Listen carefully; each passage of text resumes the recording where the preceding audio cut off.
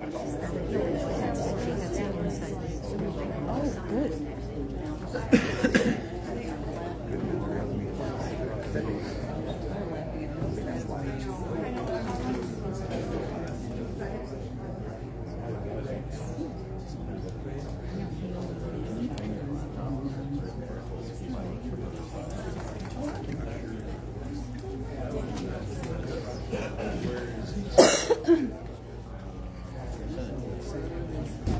Here, I'll forward it. I'll forward you the details. Hold on.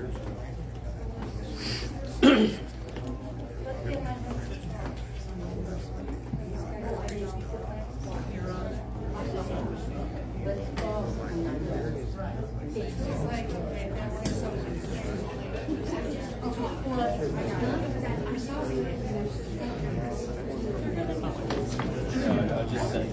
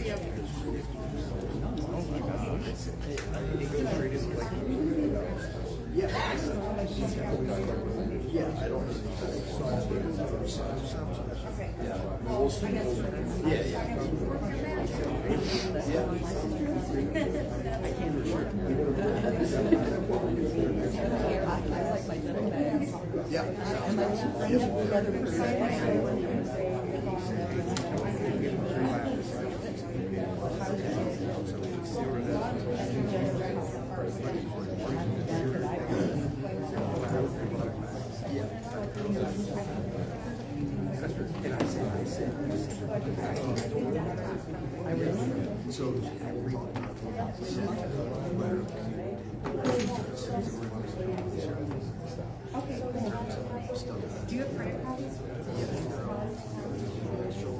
Do you mind if I keep this? All right. Go ahead. Thank you.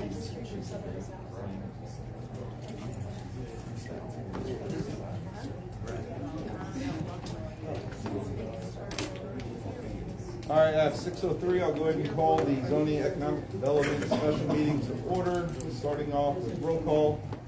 Mr. Schmidt. Present. Ms. Fitzpatrick. Mr. Pullman. Here. Mr. Sanders. Here. All right, introduction of guest. If anybody starting left side would like to introduce themselves. Anybody in the middle? Yes, John Vincent. Anybody on the right side?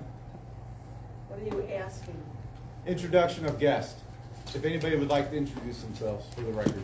This isn't for teaching, for talking yet. No, right. Not for talking yet. No. Okay, sorry. Okay. Can't hear you.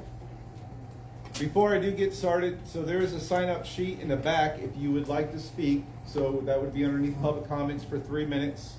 If you're not on the list, you won't be able to speak. We will not give time to somebody else. You'll just get 3 minutes, public comments, or ask questions of HUD 8 if they want to answer, or any of the committee members, and then we'll move on through the list. So just make sure if you want to speak, sign up on the list. And then, so tonight is just going to be a presentation by HUD 8, updated presentation from January. And then the second discussion will be with the committee. If the committee decides to bring a motion forward to go to the board for a moratorium, if the motion comes forward and second, then we'll do a roll call individual. If it passes by majority, it'll move on to the board. If it does not, then the motion would die. Just that way everybody's clear how it's going to work. And then after that, we'll move on to any public comments, questions. All right, we'll start off with HUD 8 with the presentation. Thank you. Yeah, so apologies, we were hoping to have audio visual, and unfortunately we don't. So we have some copies of the handout that we're going to go through. So please, if there's any extra, please circulate them, and if people could share, would appreciate that. So you guys can follow along. Did you want to bring your laptop? Okay.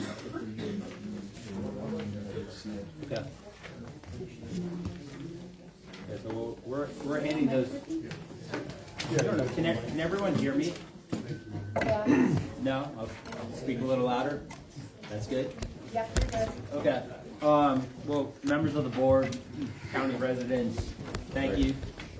Okay. Is this better? Okay. Members of the board, county residents, thank you. Thank you for the time tonight. I think everyone's familiar with HUD 8, but for those who aren't, my name is Greg Irwin. I'm the SVP of origination here at HUD 8. Reminder, HUD 8 is a publicly traded South Florida company. We've been out here for the last several months talking about this data center, and I'll give my colleagues an opportunity to introduce themselves. Yeah, it's great to be out here again. My name's Riley Stephanie. I'm an associate at HUD 8.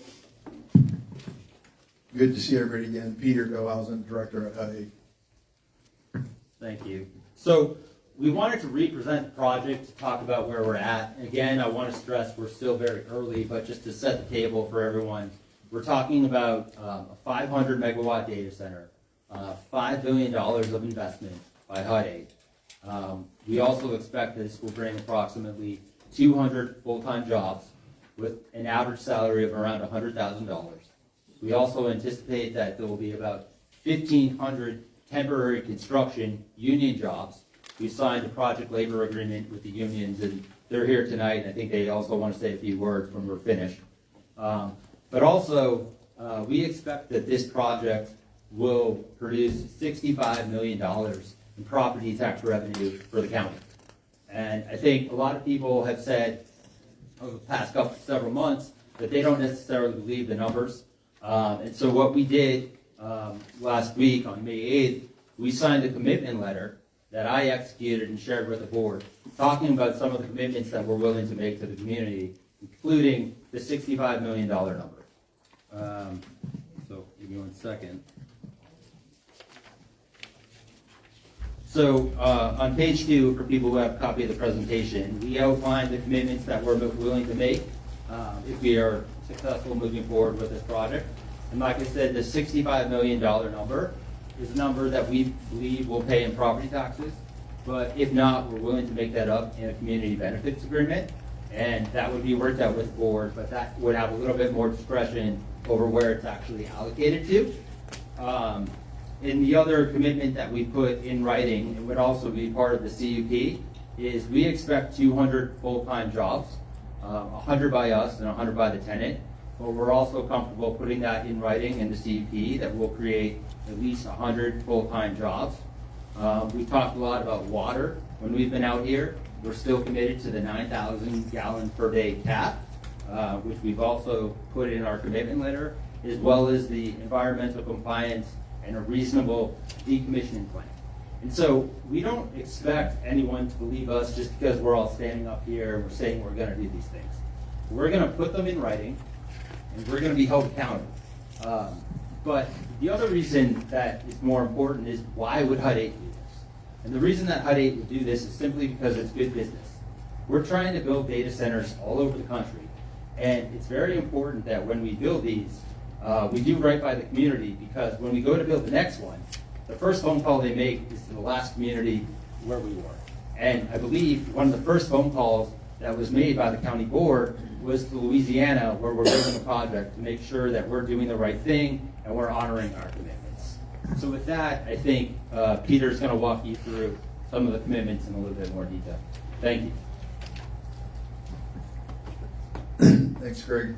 Yeah, so on the $65 million and how we expect that to kind of work within the community, if you guys have the handout available, here's kind of a breakdown of the property tax revenue the county collects today versus what it would be after, if we are successful in bringing this project to Logan County. So currently the county collects about $60 million, 75% of which comes from residential and agricultural property.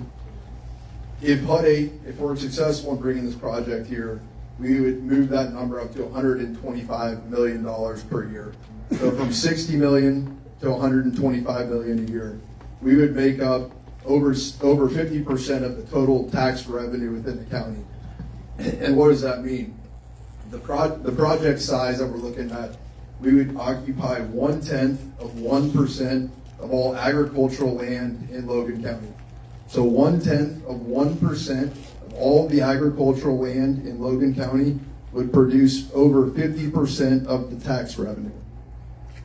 If you look at some other places where data centers have come in and developed in a big way, the most notable is in Loudoun County, Virginia, often referred to as Data Center Alley. They've been building data centers for over 25 years there and now have 40 million square feet of data centers in Loudoun County. Loudoun County, their tax revenue is about 45% from data centers. And since they've done that, in the last 10 years, the personal property taxes have gone down 30%, while personal values have gone up in the last 10 years. So as we look at what we're attempting to bring here, and we would be a larger percentage share of the property tax in Logan County versus Loudoun County, and they've benefited in ways of reduced property taxes by 30%. So it's a very significant amount of the property tax roll. And one thing I wanted to add that I didn't mention in my opening remarks is a lot of people have talked about there potentially being something. Sorry, you can't hear me? Oh, sorry. A lot of people have talked about there potentially be something done at the state level on the data center front. And I think what's important to realize about our commitment letter is we're going to commit to these promises regardless of if anything comes down from the state level, as long as we can legally do it. So this is an opportunity for us to work collaboratively to structure something that works for Logan County. Did you want me to take the next page? Go into the tax kind of roll a little bit. Yeah, you go. So when you look at how that tax revenue would break down if we are successful in bringing this project here, and the county is now collecting $125 million a year between the existing tax base and our project, 67% of that would go to the schools in Logan County. That would be $85 million a year versus 40 today, so more than double. The county would collect $12 million a year. The community colleges, $8 million. Leanna Township, $5.8 million, up from $2.8 million today. Leanna Roads and Bridges, up from $3 million to $6 million. And Latham Fire, up from $2.5 million to $5.5 million. And then the libraries, cemeteries, and other uses on the tax roll would all almost double from today's tax roll. So moving on to job creation, and Aaron, I might, sorry about that. Moving on to job creation, I was gonna say, Aaron, I might hand it over to you quickly, but as we mentioned, we expect 200 full-time jobs across HUD 8 and the ultimate tenant. We were asked what we can commit to over the base term of the lease, which we expect to be just the initial term, 15 years plus extensions. But we're willing to commit to 100 jobs across the project on the HUD 8 side. Again, as I mentioned earlier, $100,000 approximately average wage, but also 1,500. So there's a mix of jobs. Thank you for the question. One of the biggest things with data centers is cooling. A lot of the jobs are mechanical, electrical, plumbing. There's also IT managers, property managers, security. There's a variety of jobs. I'd say it's a mix, 50-50 between blue collar and white collar jobs. But the trades are extremely important to making a data center operate. And that is a big part of it. Which in addition to, we've also been talking to the local community colleges about developing a program to help train that pipeline of talent. And so we're also committed to doing that as well. And then on the construction jobs, Aaron, do you want to come up here for a second and talk about what this would mean to the unions? Thank you. So Aaron Guernsey from UA 137. Hi, I'm Aaron Guernsey. I represent the Central Illinois Building and Construction Trades Council. We represent in Central Illinois, Sangamon, Logan, Christian counties, Cass, Menard, Morgan, that area right in Central Illinois. We represent about 10,000 working families that perform construction trade work. So there are that many right here and close. In the proximity, was concerned at other meetings I've been and listened to, the concerns about out-of-state workers. Besides, in the Central Illinois building trades in Macon County, they have Decatur building trades, that's real close. They have another 4,000 families in that area. Bloomington, McLean County building trades has another 3,000 or 4,000 working families there in the trades, not public sector workers, these are trades workers. So the availability of construction trade labor in the area is not something that is at a low level. And we are actively looking for apprentices and workers all the time. So don't think that the doors are closed because we're some sort of organization that just keeps everybody out. We want to be more inclusive than we have been in the past, especially with an influx of possibly as many jobs as could happen. But for working men and women, these construction jobs are, I won't say that they've never been found before, but this is something that we're just coming along with. There is training that we are committed to doing so these data centers, if they come to your area, are built as responsibly and as quickly and on time and under budget to bring you guys a great product that's not going to fail or even think about failure. That's not what we want to do. And one other thing I want to touch on, I know it's coming, and this is something that there's been other concerns, and I know I've only got another minute here, and I know they're going to get to it. It's a closed loop system. And by trade, I am a pipe fitter. I am UA 137 plumbers and steam fitters, and I've been a pipe fitter for almost 30 years now. And these closed loop systems have been put in that whole time. And when you read the stories about flushing these systems and we got to do that, they dump them out and different things, that is bad business. That does not happen. There are no businesses that flush these closed loop systems like that. Nobody. We've installed smaller data centers in Springfield, in Lincoln, in Carlinville, in Jacksonville. Smaller, but they are closed loop systems. Your hospitals have these. Lincoln Hospital has a closed loop system in it right now. These systems don't get flushed. It's bad business because it ruins the system that you've installed. It breaks down the system. When you introduce air, when you take water out or glycol and put it back in, you introduce oxygen to the system, and all that does is break down your piping, cavitate your pumps, and ruins the system. It costs more money than it's worth. So that's just straight talk about this system, just so you know. So these folks don't want to waste water. They don't want to waste their glycol, and they don't want to ruin their system. But other than that, I would just like to say that our international organizations are in favor of responsible data center construction and maintenance. And the issues that you folks have with this data center being built, reasonable discussions about this, I'm glad you're having them. I really am. And I hope you put a responsible ordinance in there for these folks to follow, because to me they seem like they will try to do the best they can for Logan County in your area. So thank you. Sir, I have a quick question for you. Yeah. Just to clarify, those numbers that you gave, 10,000 Central Illinois, 4,000, I think you said Decatur. 3 to 4, yeah. Yeah, 3 to 4. I think you said roughly the same. In Bloomington. Are those just working families, or are they Trade working families. Trades. Right, trade working families, but not all of them are currently unemployed, right? No, yeah, there's a lot of them working, yeah, but that is the labor pool that's in the area. And Understood. I just wanted to make sure I understood the number that you were providing. sure, yep, that's it. So, quick Yes, sir. How many of those are already employed in full-time situations? I can't talk about everybody else's union. My union, Sure, I'm just- the plumbers and steam fitters right now in the Springfield area, I can tell you that our unemployment is low right now, but everything is cyclical. And right now, you've read in the paper, I've read in the papers or online or however you want to put it, the state of Illinois, which in this area, there is a lot of work coming from the state of Illinois. You know, we've got a lot of Illinois funds come in. We had a bunch of federal funds coming in. Whatever your politics is, those funds aren't coming as much as they were. So that commercial work that is happening right now is going to slow down, which is going to make those folks more available real quick. And we don't have a large amount of unemployment, but we do have a little bit.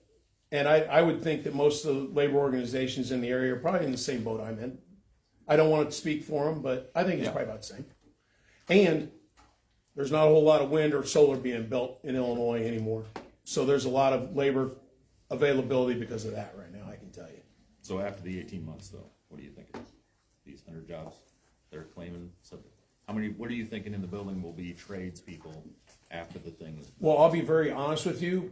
A job of this size and scope hasn't been built at this.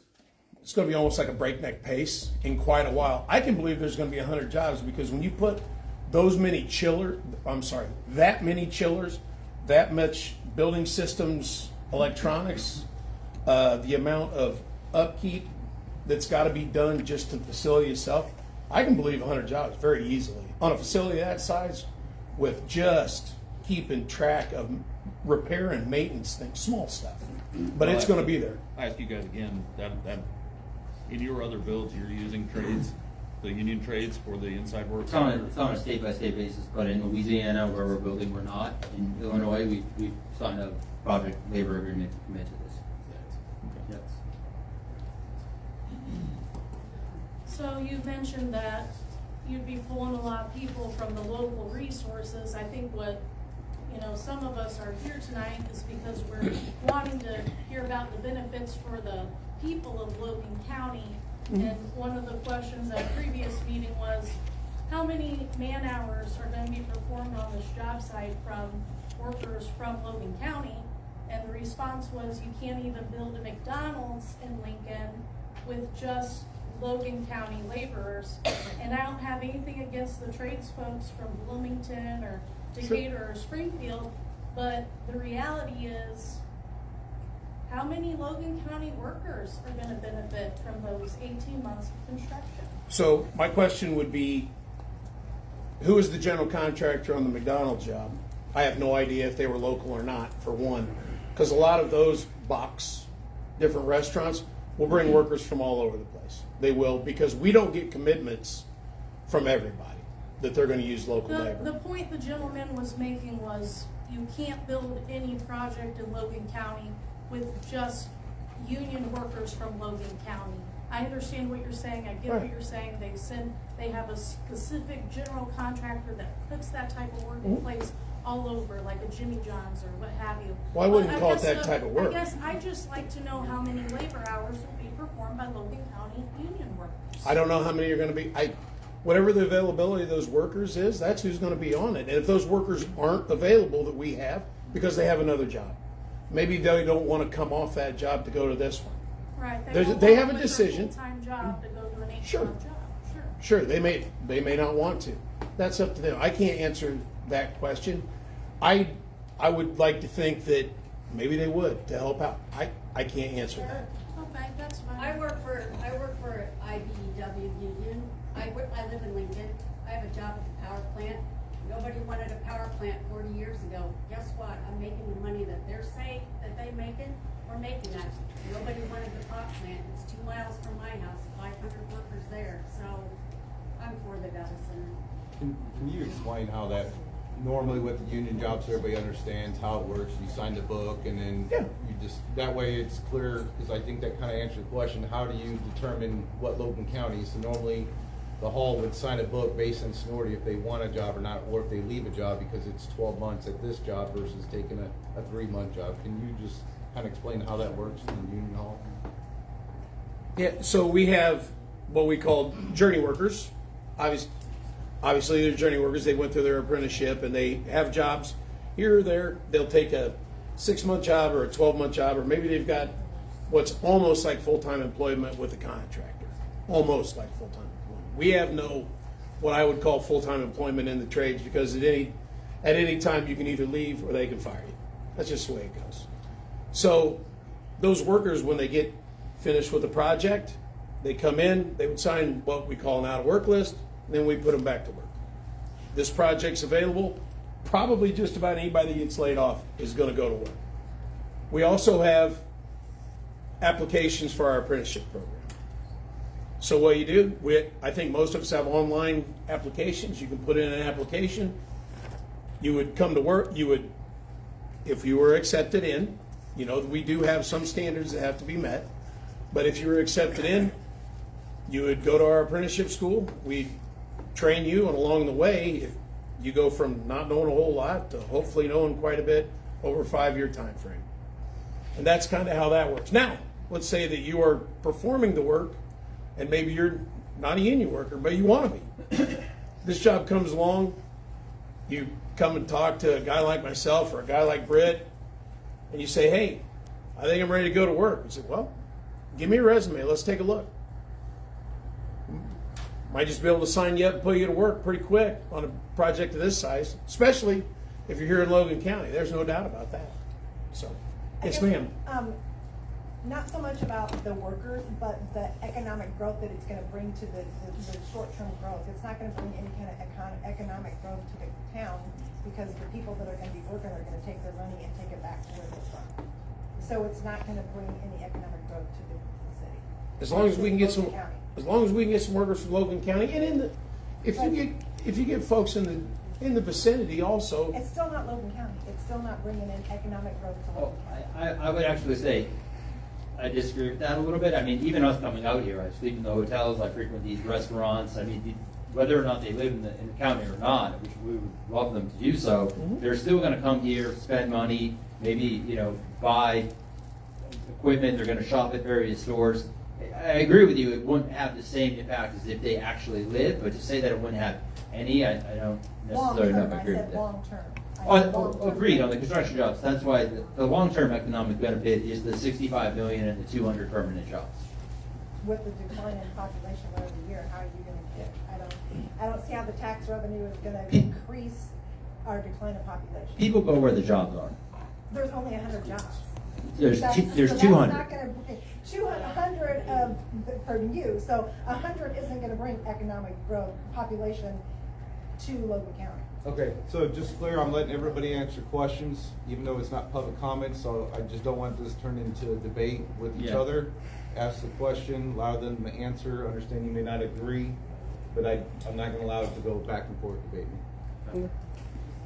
Well, I'll take one more. In your, as a union member that wants to build a quality product, what are you going to do to ensure that there is not going to be enormous lights that then take out our vision of stars and whatnot, and that there's not going to be 24/7 loud noise that's going to disturb those who actually have lived there long before the data center is coming? What are you going to do to ensure that doesn't affect us? I'm going to have to put my trust in HUD 8 that whatever they have put right here in a commitment letter, because that's addressed. I know you don't have it in front of you, but that's addressed. yeah. And whatever we have to follow what they tell us or what they ask and what is approved. Well, what's going to be what's in your building permits here in the county? What are the Illinois state regs on that? What are the federal regs on that? That was what I would say. All that's, I can't tell you anything that's not by law. Okay, so you can't ensure that, then you also can't ensure the whole. I would rely on the laws that are in place, your zoning ordinances and your building ordinances. That's why we're here tonight. It's not Aaron's job to regulate that. It's the county board's responsibility to put it in the ordinance and the conditional use permit to make sure that it's enforceable and it can hold us accountable. I mean, that's the whole reason why we're here. Greg, I have a question Sure. related to that. Thank you. So, I think I was gonna save most of my questions for the end, but I knew that this was a limited time presenter. But this one I think is relevant. And so my question is, I understand that, actually I very well understand that this is a piece of paper unless it's enforceable. Correct. And part of that is our ordinances that allow us to enforce it. But I guess my question is, what is HUD 8 willing to commit to as far as enforcement provisions? So that you're saying to us, we're gonna give you 65 million annually, we're gonna do 100 HUD 8 jobs. I've got some water usage and environmental compliance questions later. But I just wanna know, what type of provisions is HUD 8 willing to agree to that could maybe put some people at ease, that we know that you're saying, I'm gonna do all these things, and you're gonna be able to enforce it, because if I don't, we're gonna be in big, big trouble. And I wanna know what that big, big trouble looks like. Sure. And just to be clear, you're just saying what's the penalty?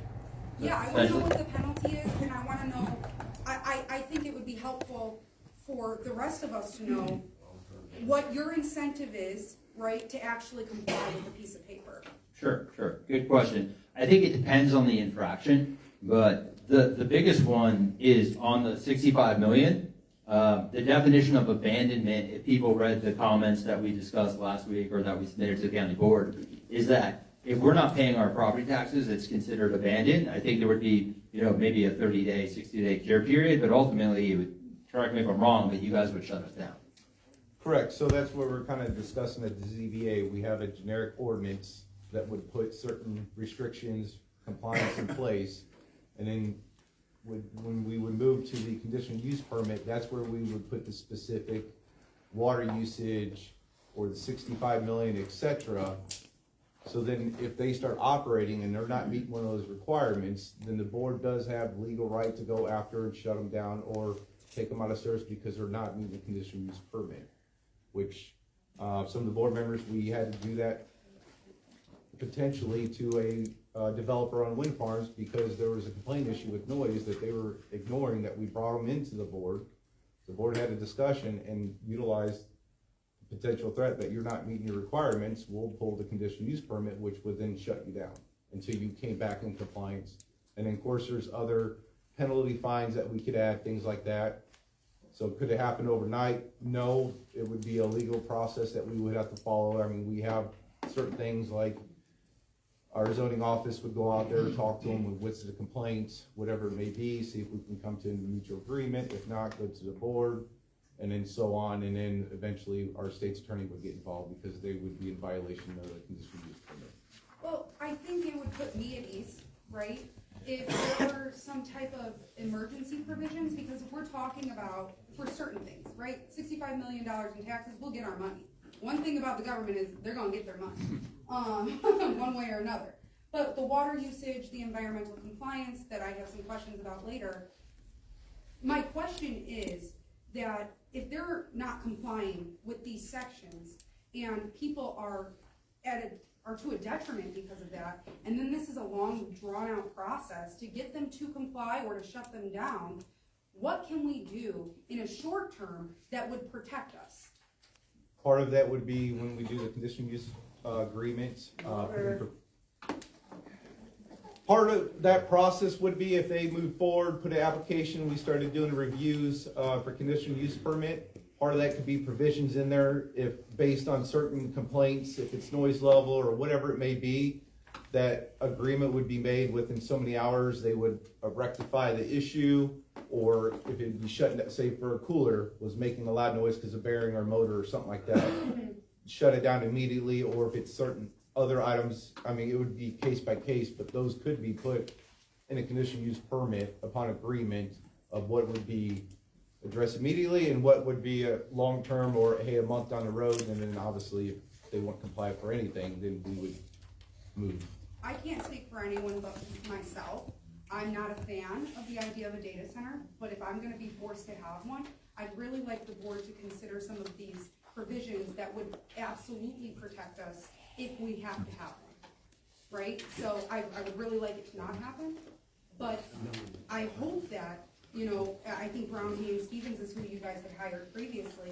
If you could hire them again to look at the ordinance and make sure that we have as many protections as possible and as many enforcement measures as possible, so that, I think the big fear is that it's just a piece of paper. And we want to know that it's more than just a piece of paper. At least I do. No, I understand. One thing, I agree with what you're saying, you need to make sure that it's enforceable, but also think about it from our perspective, that if we're not honoring our commitment and we're getting threatened to be shut down, that's gonna be public headline risk. There's only 10 tenants kind of in the country. Like, it's our reputation. Like, if our tenant finds out that we're not operating within they call them SLAs, basically the standards of operation, it looks really bad in front of, there's 10 tenants that we can't operate our facility. And like I said earlier, we want to build more day centers across the country. It's our reputation. Like, if God forbid we didn't pay our property taxes and we got shut down, we're going to look like clowns in front of some of the biggest customers in the country and the world. I hear you, and I feel like that can be somewhat compelling, but we are also not you to be in your brains. And so having something enforceable allows us to feel protected Agreed. while you are Agreed. also, Yep. making sure that your reputation is protected. I think that's the end of my enforcement question for now. Thank you. Dale? I have a question along that line. Is the county gonna hire somebody that's going to do quality assurance to make sure that what they say they're doing is actually doing? Are you gonna count on citizens to drive by every day and try to figure out if they're not doing something in one of the ordinances? Because we're not engineers. Now, we can complain, and we will, but, is the county going to have a compliance officer there to make sure that things are being done correctly, and who pays for that compliance officer? So right now, the county doesn't have a official enforcement officer. We do have a zoning officer because it's different requirements actually enforce those. But there was a discussion, an agreement that the county would have a right to come out at certain times with notification to validate for any compliance, and that would all be detailed into the conditional use permit. So there'd be different phases. Right now, we don't have an application, but if they did put an application in, then that's when we move to the conditional use permit. And those would go over details, those requirements, if we want to validate 9,000 gallons a month, how would we do that? Come to agreement, who would check that, how we validate that? Similar to setting monthly records or quarterly records, I think was part of it. So there is ways to ensure that is being enforced. That wouldn't necessarily be all in the ordinance, that would just be part of the conditional use permit, kind of like what we talked at ZBA, that every project has to be evaluated differently based on case by case. So that process would have those details, how that would be enforced, how that would be monitored and going forward. As long as they're given advance notice that you're gonna show up and check things, then it's okay, because they'll know you're coming. Well, I mean, I don't want to speak on legal side, but I'm just saying certain things they couldn't, right? So if they're using water usage, there would be some type of measuring meter for us to go validate that they would have to provide. Now, of course, a lot of it's going to be just like any other developer, trust, integrity. Of course, if we find out there is concerns with that, but I mean, that's just kind of with any business owner. You have a certain amount of trust, but then you also have the public, you also have the county or other elected officials that could help get involved and monitor that. So I get what you're saying. I mean, that's just like anywhere Walmart has inspection from the regional manager. Everybody puts their game face on, but there are certain things that they wouldn't be able to falsify, that would have to provide some type of official documentation to prove they're in compliance with whatever that conditional use would be required. Hey, Dale. I'm Scott. I'm on the ZBA board. I don't need to be recorded. When we had our meeting last week, all these questions you people asked, we made recommendations to the county board on certain issues about setbacks, water usage, who would monitor things. We recommended the health department to monitor the water. We give you a laundry list of things to look at with the state's attorney. I will say in that meeting, they were upset with me. Dale was upset with me a couple times. The general public was upset with me a couple times because I pretty much ran the meeting. But the ZBA, we're looking at all the issues for everybody, trying to say, these are things. We sent it back to them to have the state's attorney look at it from a legal perspective, because the ZBA, we're not attorneys, so we don't know what we're doing is legal, but we tried very hard to make recommendations that nobody was 100% happy with, but nobody was unhappy with. And I'm not for or against the data center. I don't care what they do or don't do. That's not my point being on the ZBA, but the ZBA was trying very hard to give a good set of recommendations for a data center ordinance. What we were also trying to do had nothing to do with HUD 8. It was an ordinance for Logan County. Because at the time, as Dale was trying to explain to everybody, there is no ordinance for this county on a data center. And that's what the thing we're trying to address here. Really quick, is the board considering monthly reporting requirements? We made that recommendation on things, and that's why it's going to the state's attorney to see what they could legally do. And I'm not saying they can or can't legally. I do not know. I'm not an attorney. So that's why we put it back to we recommended they go to the state's attorney and find out. Because I think the most important thing everybody needs to realize, period, them running a business or the county being a business, it has to be legal on both sides, or else that's going to cause a bigger problem. And as far as the thing about reporting things, I run a business myself. We have things we have to report. The Department of Ag shows up at our business, and we have to have them monthly documentation. If we do not have that correctly, we will be fined. We can put out of business. We can be red tagged. And you know, people say, well, you can just falsify them. You get caught falsifying records out of business, that has to be reported. You will find out very quickly that's a very bad day. It's how to say it, and they will shut you down. Right. Go ahead. I just wanted to kind of piggyback off of what Kristen said, where we have ordinance in place for the wind turbines that are already existing. And yet Mr. Henricks, who I don't think is here tonight, has already brought to the attention of the public that nothing is being done about the leaking wind turbines. So how can we think that this would be any different? So to clarify that, we did reach out to the maintenance guy that takes care of it. So the oil concern has been addressed, they just haven't been cleaned. The oil inside wind turbines is actually clear. So what you're seeing is a lot of the dust and everything else. He was also notified, EPA did come back out, do a ground contamination test. We're gonna get those results just to validate, but the maintenance area superintendent does have planned this summer coming up to clean, I think it's 3 wind turbines to get the oil that's covered in dust removed. But all oil has been addressed, there's no current leaks, and then we are working through the requirements for the record to be submitted to the board. So there was just a misunderstanding through the process, I'll put it that way, but we are addressing it. Thank you. And I have talked with TJ myself and some other people on that to address that. Thank you. Good. Continuing, Yeah. maybe we do questions at the end. So the next commitment that we wanted to walk through was on the 9,000 gallons per day and the closed loop system. I think Aaron did a much better job describing it than I would or will.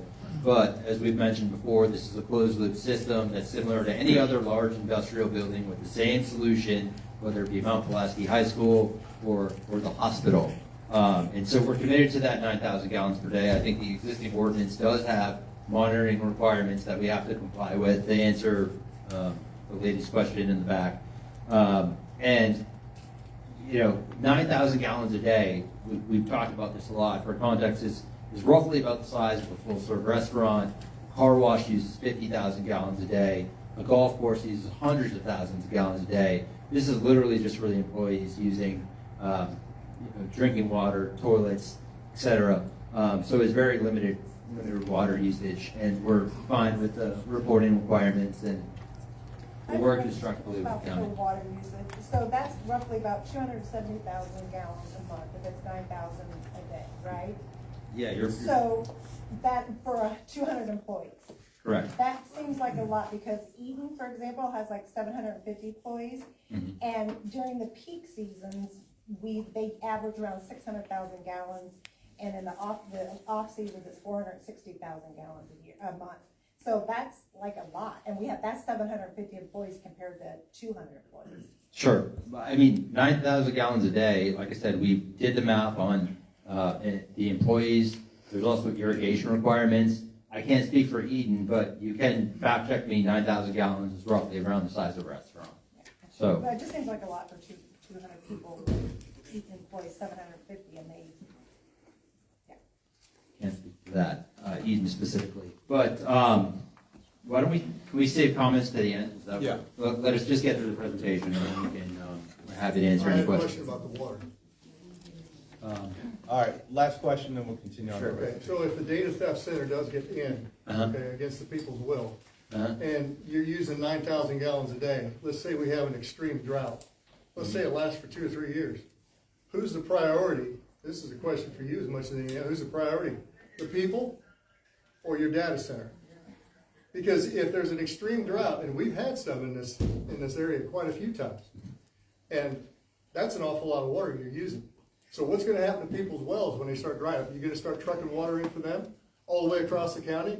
Because that draw can affect as much as 50 miles. So if there's any sort of county limitation put on water usage, because again, we're not pulling from the water that people use publicly, we're drilling our own wells. But if there's any We limitation, share the water table. Oh, hey, enough. so if there's any limitation put on water restriction, we'll comply with it. If we have to truck in our own water for a temporary period of time, we'll do it. Whatever the county says that we have to do. I think the next topic that we wanted to talk about was sound mitigation. I'm going to hand it over to Riley. And one quick correction on here, it says dB, but it should be the A-weighted scale, so dBA. But one quick question, does anybody here find the Latham substation disruptive to their everyday life? The Latham substation? Yeah. The noise? When they turn the lights on. Okay, that's good to know.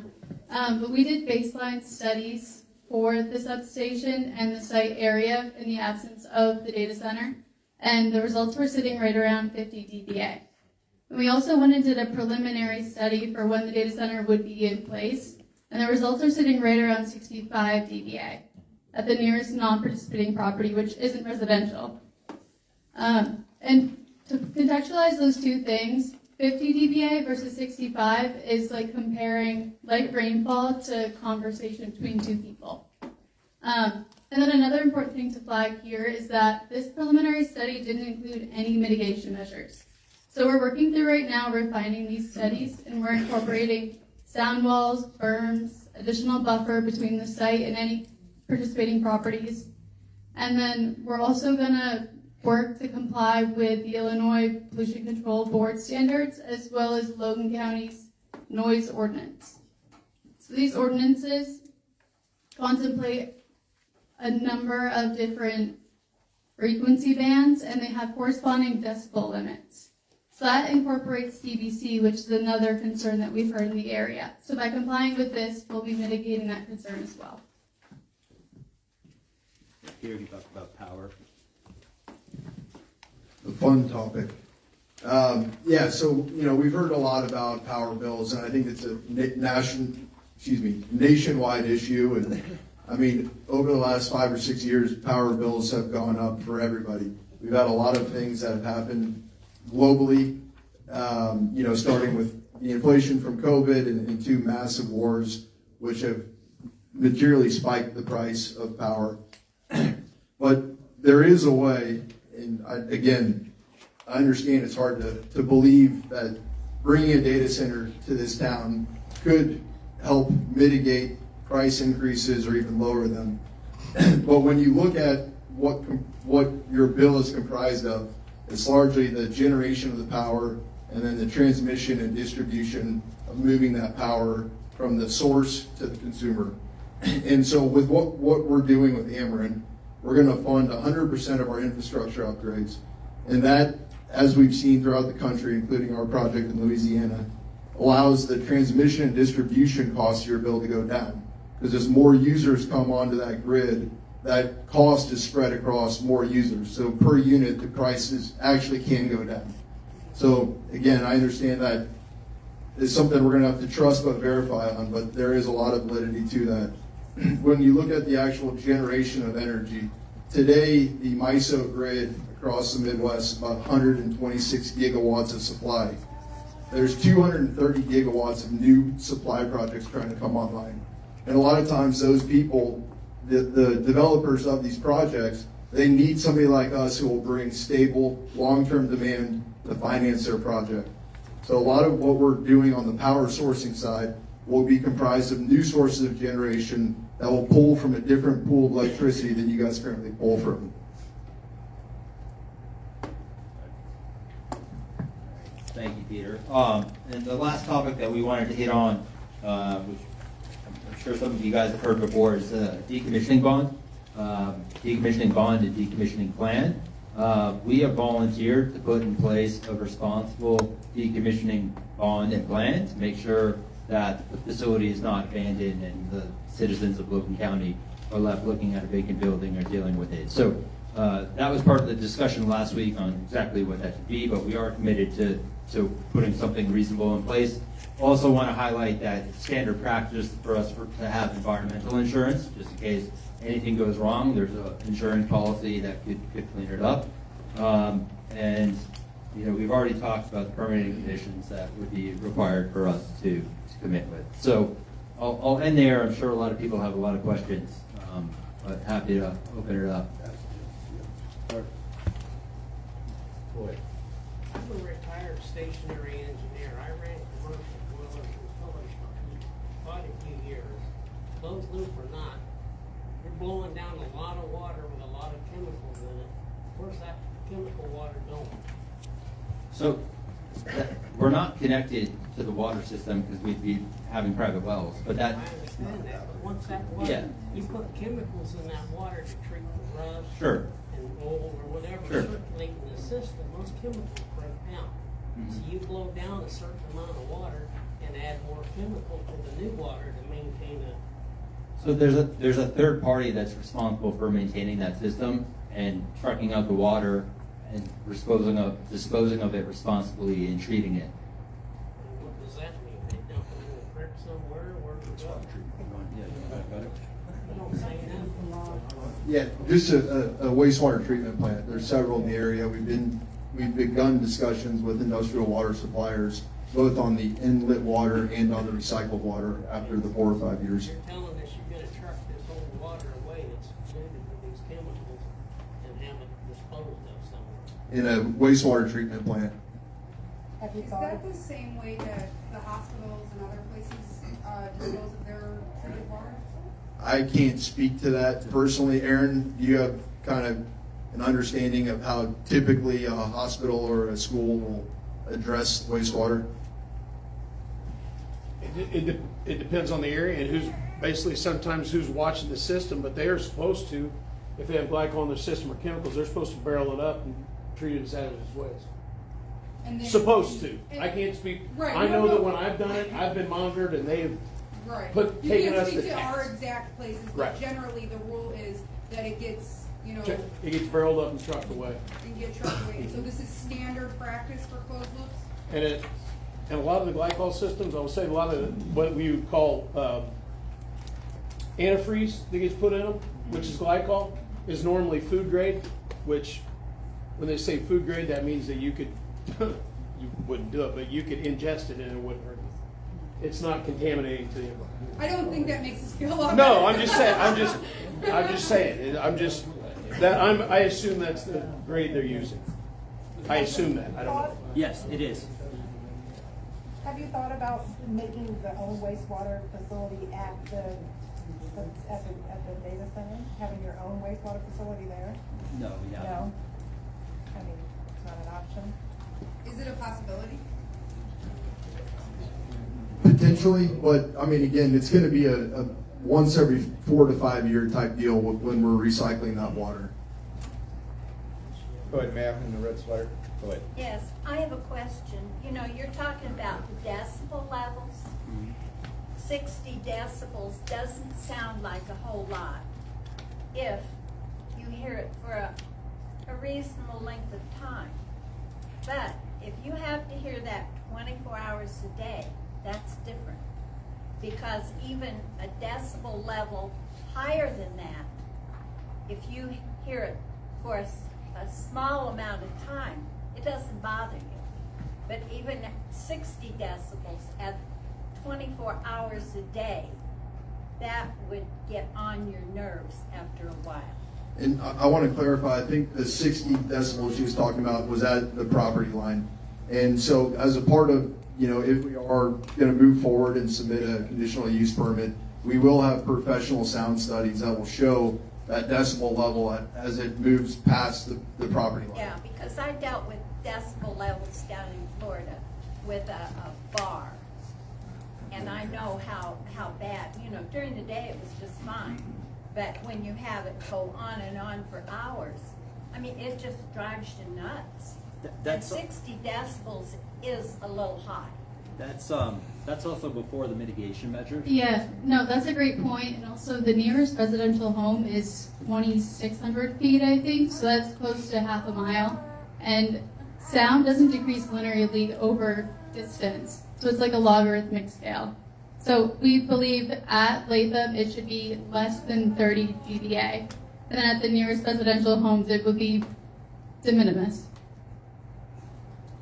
All right, a few more questions, and I'm going to turn back to the committee. Go ahead.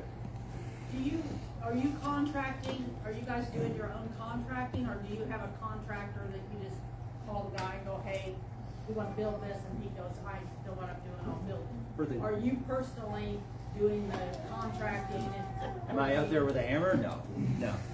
You're talking about the construction of the building? Is that what you mean by contractor? So we use nationally recognized contractors in Louisiana and Texas. We've used Jacobs Engineering and Verta. They're both American, publicly traded firms. Go ahead. So I have a few questions, and I hope my neighbors will bear with me, but I think it's gonna help for clarification purposes for a lot of things that, that I've had questions about. I know that we have met, and I have asked you for clarification, and there are some things that are coming up here that I think might help me understand at least what an ordinance would look like. Because if we have to have one, I want it to be as protected as possible. So, one of the things, one of my questions I have is about the 100 HUD 8 sponsored jobs. If there becomes a situation where, you know, it's not working out 5 years down the line, you're like, yeah, this isn't working out, we're not making any money from this. How does that stay in force for the 15-year commitment? What does that look like? What does HUD 8 imagine for that to look like? Sorry, just to be clear, are you saying the data center as a whole isn't working out, but it's not working out with the employees? What are you saying? Not with the employees. Let's say you decide you're like, data centers aren't the money anymore. We don't want this. We're going to decommission, right? Yeah. But you've also put in this letter that you're committing to 15 years of 100 HUD 8 sponsored jobs. What does that look like? So before we put a shovel on the ground to build these things, we get a contract from a large investment grade company. They're on the hook no matter what happens. Like our facility in Louisiana is credit backed by Google. So if in year 5, in your example, they say data centers aren't a thing anymore, Google is responsible at the end of the day for paying all the rent, including the employees. And so the risk would be if you think Google is going to go bankrupt, then like that would be the risk, and that's why we have the decommissioning bond in place, the decommissioning bond. Okay. So Google is responsible for decommissioning? No, just to be clear, at a facility in Louisiana, we have a tenant that is credit backed by Google, meaning if someone doesn't pay, we could go to Google and say, you need to pay the bills. On the decommissioning plan, that will be a conversation between us and the tenant, but ultimately what's going to happen is we're going to be responsible for putting financial insurance in place, which is a letter of credit from a large financial institution, usually it's A- or higher, that if the county needs to pull on that for whatever reason, they can pull on it so they can have access to money for the decommission. Okay, thank you. I looked over the CBA and the property tax revenue things here, and I think this is an important question because, and we talked about this when we met, the Latham kids don't go to school in our county, and they wouldn't benefit from the school getting the 84.6 million potentially. And that would specifically be, I've learned recently, the Mount Pulaski schools, which is neither here nor there. I'd be happy that any children in Logan County get that amount of money. But what does the CBA look like for those kids who are going to be most affected? Yeah, so we've been having discussions with, we've been having discussions, okay, right here, okay. We've been having discussions with the superintendent of Warrensburg Latham School District. We're actually meeting with her tomorrow. We've discussed a number of different things, whether it's some kind of aid for continued education for students, bringing them into some of the job training programs. That's something that the first time we were out here, we heard that the kids of Latham are not going to benefit from all the tax revenue going to the Pulaski School District. So it's something that we're trying to take an initiative and figure out how we can benefit them best. And would there be, and this is no offense to the Warrensburg kids, but would there be some restriction that this is applied to the children who are affected by this data center, right? This is applied to Latham. So I've had that discussion with her previously. So again, early on in that discussion, but yes, I mean, that was specifically what I asked her. I said, we want to help the kids in Latham. I want to help your whole school district, but specifically the kids in Latham, like that's who we want this benefit to go to. Okay. Is there, at any point in the future, will you anticipate that we'll have more answers in relation to those kids? Because I think those kids are really what's the most important thing about all of it. Yeah, definitely. And so, I mean, again, to remind everybody, we have not submitted a conditional use permit, and hopefully an ordinance gets drafted and agreed and approved by the board, and then at that time, we would consider to submit an application under the ordinance. And so in between now and potentially then, that's when a lot of hard work is going to get done on our part. You know, meeting with, I believe her name is Cheryl tomorrow, and some of her staff. That's kind of when we're going to start getting to the brass tacks of how can we benefit these kids. So a lot of what we're trying to do is tell you enough about the project until we maybe see there's line of sight that this project could get built here, and then the hard work really starts to happen and the CBA benefits start to become more meaningful in our commitments. I have another question. How long will it take to build this? Sure. You want to take that, or you want me to take it? Either way. Yeah. Yeah, so we've been working with Ameren, Illinois, as we've told you guys, and their timeline to energization is around 18 months. 18 months. Yeah, so we're timing our build with them, so there won't be any overlap there. Why can't you, if they build it, why can't you have a program right now for people so that maybe they could go into this instead of hiring all these people from everywhere else? Yeah. Why don't you give them a chance to learn how to do these jobs so our communities can benefit? Yeah, no, again, I think that's definitely something we're open and we're interested in doing. Our CEO always says the best employees get to sleep in their own bed at night. So, like, we're incentivized to hire as much local labor as possible. Yeah, because if it's going to benefit our community. Exactly. And then we should have these jobs. Agreed. And we're going to work to do our best to do that. Where we are in the process, we have a lot to get through. Stuff with the board and the ordinance and a potential conditional use permit, and then still waiting on more information from Ameren, the utility provider, to ensure that they can reliably serve this load. Yeah, because you can learn a lot in 18 months. Agreed.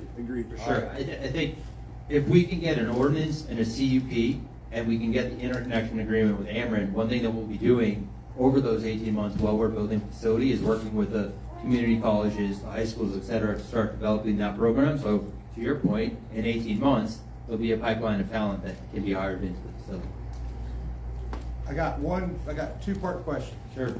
Number one, we did not address this at the ZBA.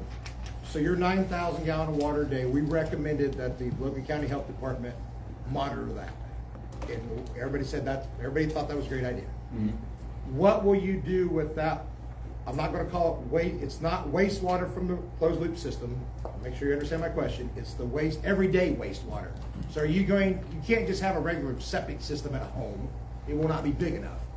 So I guess you'll have a commercial septic system, is that the right word to use? Yeah, and working through all that with our civil engineers right now. And the other thing, I don't know where I remember this, it's not political, so don't shoot me.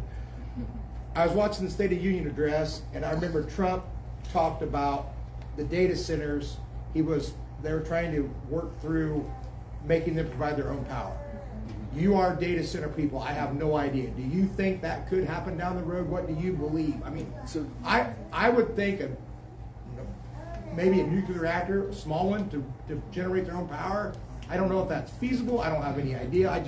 That was a curiosity question I had. Yeah, so that comes back to the earlier point I was saying, where if you look at the MISO grid, which goes from Minnesota to New Orleans, kind of a sliver down the middle, right now it's about 120 to 130 gigawatts of generation.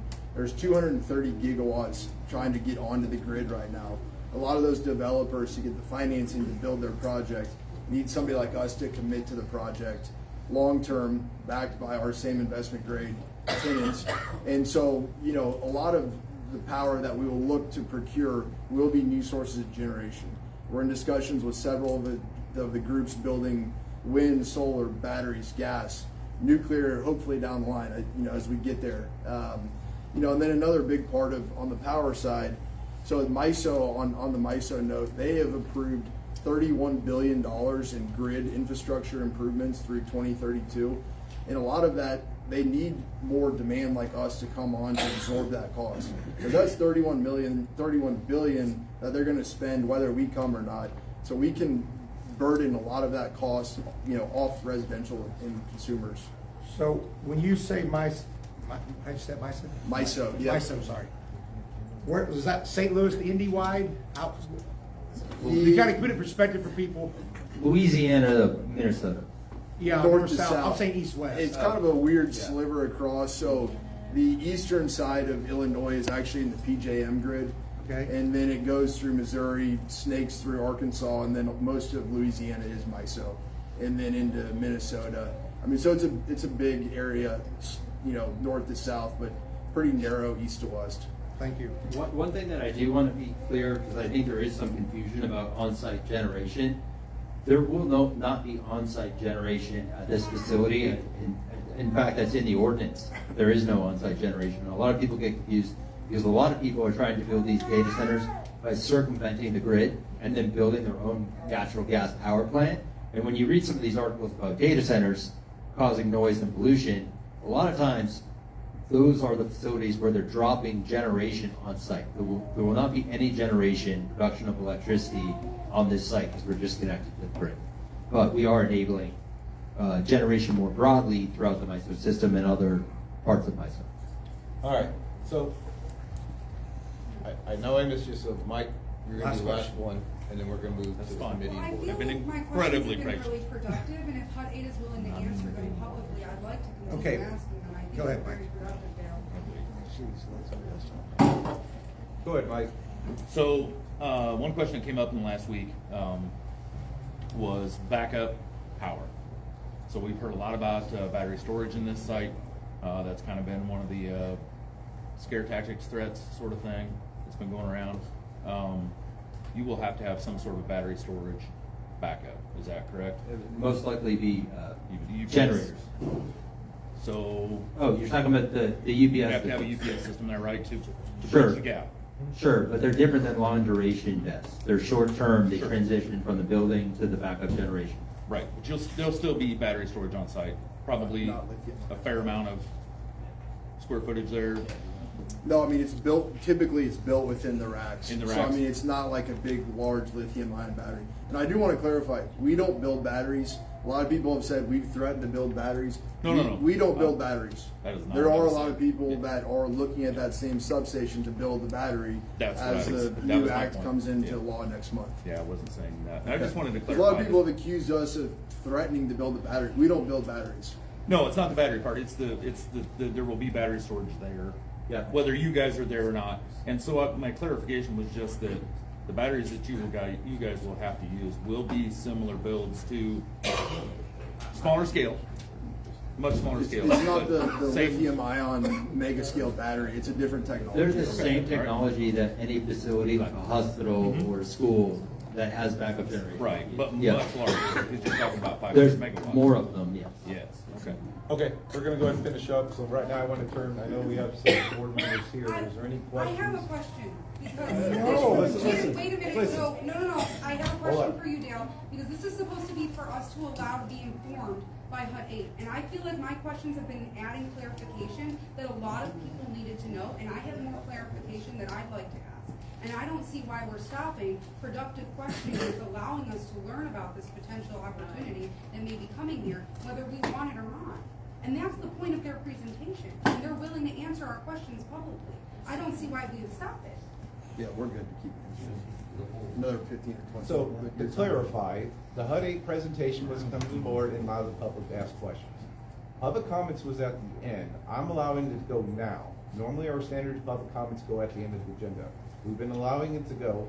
Some of the same questions. I'm not saying they're not productive, but I want to also give the board members committee a chance to ask questions, because that's also who's going to be part of the discussion if a moratorium is going to move forward or not. Why can't we finish our questions? This isn't even comment. I'm asking questions and they're answering them. Are we gonna have our 3-minute comment section? Yes.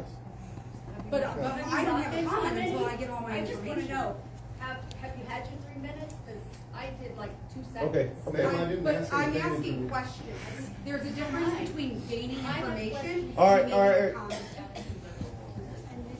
Stop. All right, enough. I'm asking questions, and I think they've been very productive, and they've helped clarify a lot of things. I want that to we give were the confused board about. and the other board members a chance to also ask questions. So let me. Why can't we all ask questions? Everybody can, so I'm not gonna debate. I've got questions I wrote down based on things they said that I think they would like to answer for the public. Because I think they're helpful. Give me a for minute, us to I will come back understand. to you. Give me a minute, I will come back to you. Kevin, or Turner, is there any questions from you guys for HUD 8 for the presentation? I know you guys are not in committee, but you guys are board members, so I want to give you guys a chance also to ask. I think you already addressed this, but the only question I got, you committed $65 million. If you happen to sell the business to somebody else, will they also be committed to the $65 million? Yeah, we'll make it travel with the project. Okay. Kevin, anybody on the committee have any questions for HUD 8? Mr. Schmidt? Mr. Coleman? Nope. Mr. Sanders? Okay. I'm gonna give you a last chance to ask some questions. We can't allow this to go on all night, ask some questions. But this is the point of the meeting, is informative. And so I'm asking questions. I think they want to answer my questions because I think I've clarified some things that a lot of us were scared about. And it's helping. So I'm trying to be productive here, and I was calling everybody sir. I was being very professional. So moving on. I have a question. Something came up recently that I learned about a bad actor. And when we discussed this, you had mentioned that there was a bad actor out there, and a lot of people hear about these bad actor data centers that you know, people are throwing up data centers and not complying with ordinances, or throwing up data centers where there isn't an ordinance, so it's nothing stopping them, right? But one of those bad actors did something with some construction water, stole the water, used it for their closed loop system. Is there anything that you can do or say that would make us feel more comfortable that when you're building this and you're using construction water, that construction water isn't going to be what you use in your closed loop system? Yeah, I mean, I can try to comment in generalities. I mean, I think to the comments that were made earlier about metering water, you know, and when we do get the industrial supply, you know, I mean, we can make that meter reader public, however the board wants to govern that aspect. But I mean, at 9,000 gallons a day, we'd have to, you know, that would take a lot of our cap to fill up the closed loop cooling. So it would not be efficient. I understand your concern. You know, I think the water cap that we're committing to, that'd be really hard to do. Mm-hmm. But I mean, again, we're willing to show receipts. So I don't know what else I can offer. Well, also when we fill up the closed loop system, you're talking one every 4 to 7 years. So as part of the ordinance, we can make sure that someone from the county witnesses the truck come in and the truck come out, and make sure that there's no, you know, shenanigans. Or at least part of possible monthly monitoring that we would see if there was a spike at the time that it's filled. Mm-hmm. So about sound, I know you had said that there was going to be an additional study.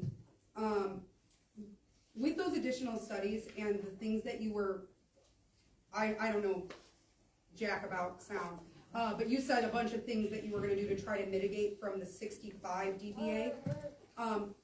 What do you think could potentially it could be lowered to with those mitigations?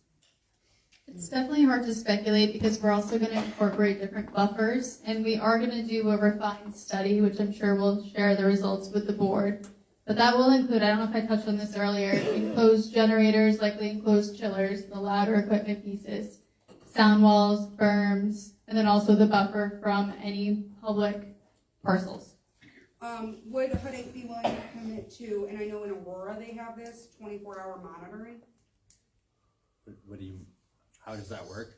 I don't know. I looked into some data center things and I saw that one of the requirements that Aurora, Illinois requires for their data centers is 24-hour sound monitoring.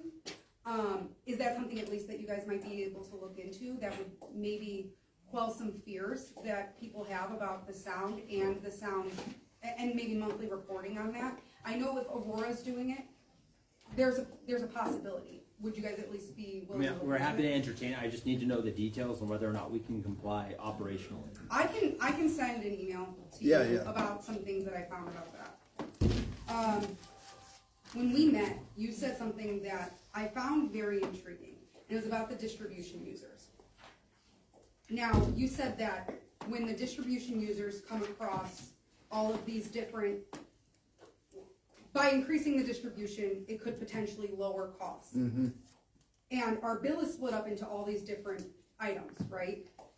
Would HUT 8 building this facility here, you can't guarantee it'll lower bills because there's different types of costs, but can you guarantee that it would lower the portion of distribution? We can't guarantee that it will lower it. I can guarantee you on the distribution that it will not increase because of us. Okay. And so I shared an article with people at the last meeting in Louisiana, Entergy Louisiana, because of several data centers being built, including ours, they're refunding $800 million on the transmission and distribution because they're doing broader network upgrades that in the absence of Meta is down there as well. In the absence of us or Meta, those costs would have been borne by the residential ratepayers, but they're being absorbed by us because they're broader network upgrades. The upgrades that we're funding locally are for us, and that's why we should pay them, and that's why I'm saying I can guarantee it won't go up because of that. If there's broader system upgrades that we're paying for, then that could potentially help lower the residential ratepayer bills because they're being paid by us instead of amortized across a broader pool of people. And so is that connected to having multiple people on the highway? Like, can you explain the highway and how that works? Because I feel like when we spoke, I understood it that our bill is split up into all these different things. And when you were describing the distribution users today, you were saying that it's going to split, having more power on it could potentially lower it, but it's not going to increase on that portion. Right? There's a war. You can't guarantee what's going to happen with electricity bill, but that distribution portion will not increase because well, I mean, I think to my earlier point, this ties into what Greg was saying about Louisiana. So MISO has the MISO Transportation Expansion Plan, which was initially, it's not in the deck, but I can give you more information. It was initially approved in 2022, and then there was more approvals at the end of 2024. So MISO, the network, is expanding and investing $31 billion in the network. And so that is going to be transmission and distribution costs that somebody has to absorb. So a load like ours can absorb a significant portion of that bill. And that's a lot of why they're building it. And I think to your point for what I was talking to Kristen about, you know, when you look at the power lines in the Latham substation in particular and why we're there. So that substation has two different types of voltage of transmission lines that go through there. The one that we're interested in is a 345 kV voltage line, which I was describing to Kristen as like a super highway. So that does not typically distribute to the residents of Logan County. There's also a 138 line. So again, more than half is less voltage as a 345. That will step down to the voltage levels that typically go into residential and commercial businesses here in Logan County. The 345 that we're pulling from, what I described is like a super highway from Chicago to St. Louis that generation will move across. And when we were here last week, there was a gentleman talking about a community solar project that's being built, I think down the roads, I think in Atlanta, I want to say. And a big part of what he was talking about is it's community solar. It'll only touch the distribution network. It will not go on the transmission network that would ship it off to Chicago. So as a similar analogy, we're pulling power on the superhighway that would not typically be meant to come to Logan County. Okay, and then something I found compelling when we spoke, and something that really had upset me, was that email that we all know about, right?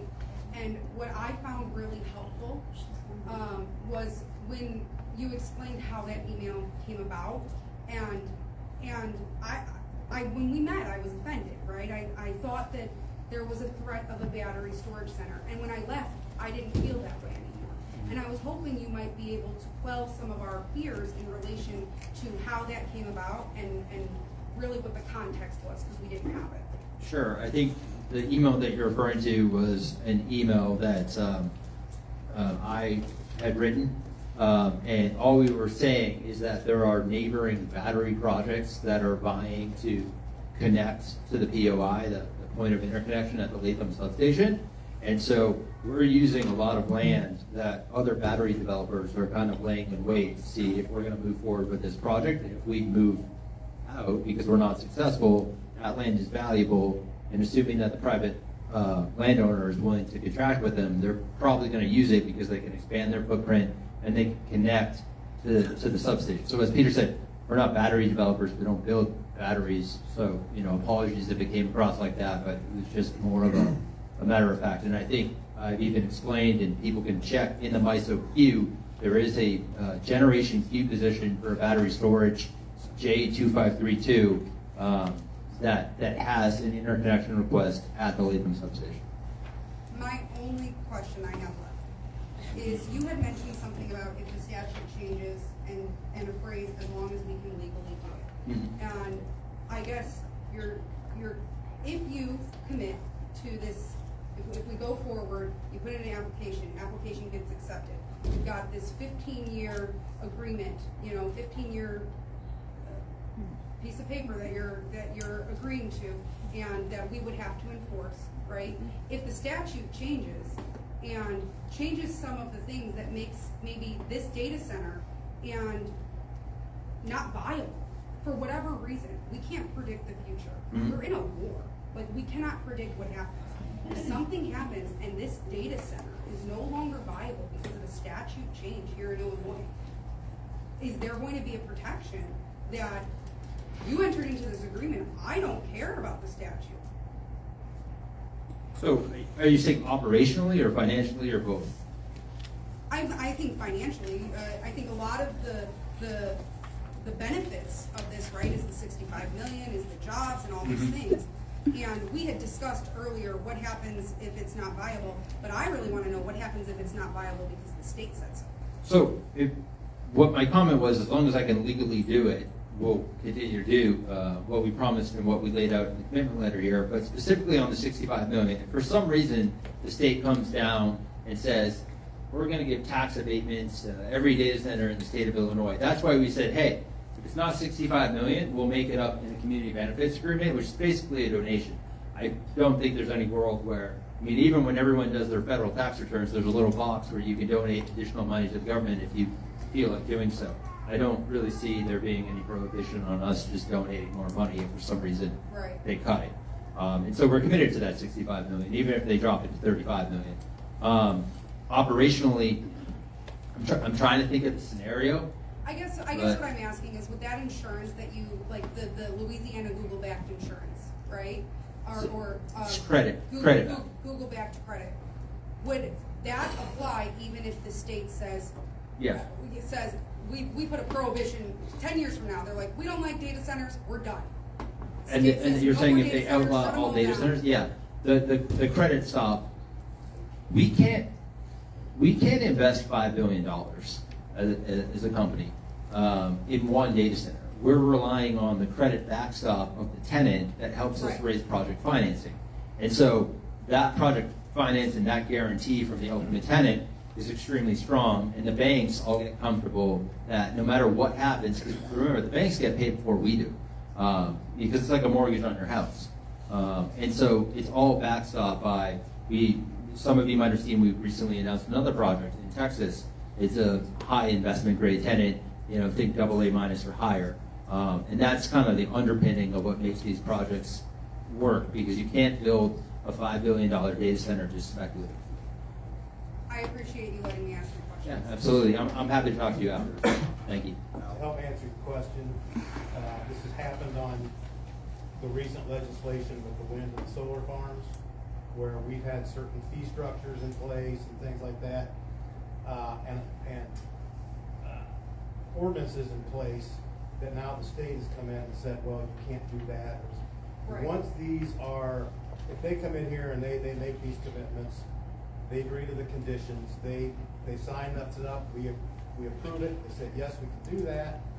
If the state then comes in later and says, well, you don't have to do this, you don't have to do that, they still have to abide by what they agreed to prior to them changing the legislation. Right, and I guess that's what I wanted to make sure, and a commitment on that, because there could be all kinds of things that could happen, and they could say, oh, this contract is no longer enforceable, us lawyers about the contract language about that, and I wouldn't want for that to be able to come down and say, okay, we're gonna void the contract because we can't no longer, we're no longer getting a benefit from it. I wanna make sure They're that doesn't obligated happen. to what they agreed to regardless, because just like I said, they changed the rules and regulations of what they pushed on us for wind and solar, but the previous projects are still obligated to what they agreed to regardless of what the legislation that the state came in and said from now on, this is the way it is. They are still obligated to what they agreed to prior. Dale, Al, if the county passes a zoning ordinance, so this is ordinance A from the county.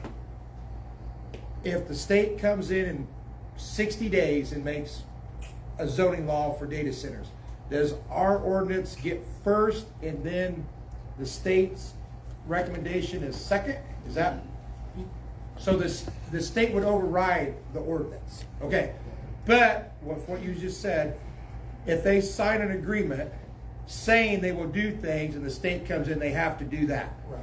Okay. Let me get the gentleman back there just because he's asked. I have a couple of questions here. Number one, we talked about this being a closed loop system, basically a closed loop system, to put it mildly, it's like your home air conditioner. You have to exhaust that heat somehow. What's the heat signature of this facility you're going to be putting up? How much does it raise the ambient heat around it? And what kind of light pollution is the facility going to put out? I've got another one. So I think I'll answer light pollution first because it's easier. That is something that will also be governed in the ordinance and a potential CUP. On the heat pollution, I think you're thinking of evaporative cooling versus closed loop. And if we are in a dense urban area where heat does get trapped, that is probably a realistic concern. But with the amount of setbacks and the amount of kind of open land that the facility will be on, we don't foresee that being a concern. Still has an impact. Secondly, you talked about a decommissioning bond. What if you sell this facility off to someone else, which is a possibility, and they go bankrupt? What happens to that bond, and how long is that going to be tied up in court to get the money to reclaim and refacilitate the land that unit's sitting on? So that's part of the ordinance in the CUP, probably realistically going to be part of the CUP. But the financial assurance won't be posted by us. It's going to be posted by a financial institution, think a bank. And so when we, excuse me, just let me finish. So when and if we were to sell the facility, that financial guarantee would still be posted because they're buying the equity interest of the project. So we already had that recently happen where one of the wind farm developers sold, so all that bond and responsibility transfers over to them. So the bond, when the board, if the conditions are met for decommissioning, can go pull that bond versus a letter of credit is what you're referring to, is if they file bankruptcy, the bank would take the money first, what they are owed, and then give remaining to the board. That's why we're asking for a bond versus letter of credit. So that would meet the requirements where we would be guaranteed the money from that bond versus a letter of credit. Over there. Go ahead. My question, I live out Farm Road. I have my own well. There's a lot of drought, so my well is run dry occasionally in the last year or two. Correct me if I'm wrong, the people of Logan County, my aquifer sits, or I'm on the Muhammad aquifer, correct? Your well that you're drilling, not for the closed loop system, but for the everyday employees, that also would come from the aquifer? No, it's not on the Muhammad aquifer. So how does the site not sit over the Muhammad aquifer? If it's in Latham? Latham's not over the Muhammad aquifer. They're two different aquifers. There's several different structures underground. It's not. Also, once we apply for this application, there's a series of studies, reports, analysis that we have to put forward for the application. In between the application and the building permit, there's a series of, like, I'll call it an impact study, because we have to go do these third-party reports showing that we're not going to contaminate additional wells, etc. Before the county will grant us the building permit, I assume, correct me if I'm wrong, They will hire third-party independent experts to verify the reports that we put together to make sure that they're not baloney. And that was my question, that if Correct. we were on the same aquifer, that your bill could, it could still withhold, you know, I could still have water, but you also, they can maintain that water if you were. Yeah, and that's the point of the ordinance and what comes at the application and at the building permit, and they can withhold that building permit until we show that we can comply. I have a short question. Sure. How much water will it take to start up this data center before you start using the daily amount? The exact number. Well, that's in the 9,000. Yeah. So that's in And then yeah, the construction water. Sorry, are you talking about for construction or for the closed loop? When you first start up the closed loop and Okay. everything, how much will that take before you start using the 9,000 a day? Well, if the closed loop isn't filled with the 9,000 a day, that's just house water for employees, and that would be the well water. We would truck in water for the closed loop. That would be on the order of 500,000 to 1 million gallons. Then that would recirculate. We budget for flushing every 4 to 7 years, but doesn't necessarily mean we need to refill it that often. Where does that water come from? We're looking at industrial sources outside of Logan County. So we'll nail that down as we get closer to an approved ordinance and a conditional use permit. But the water has to come from somewhere, like 1 million gallons. Yes. Could you explain that a little more? Like, I think it would be helpful if you explained a little more the process of industrial third-party water suppliers. So we would contract with a third party. Use the mic. Sorry, guys. We would contract With a third party outside of Logan County. It's 1 million-ish gallons of water. They come in, they fill up the loop. That's one time every 4 to 7 years, and it just circulates. And it goes through the chillers and it circulates. And then every 4 to 7 years, we have someone come in, they truck that. We talked about that with this gentleman earlier. They truck that water out. They bring it to a treatment facility to make sure that it's disposed of with all local, state, federal laws. And this industrial supplier, that's their industry. They Correct. supply- Yeah, it's a water treatment they facility. That's what they supply do. water to That's what they local specialize in. places It's the same as any other, the hospital, the school. It's the same exact system, same exact technology.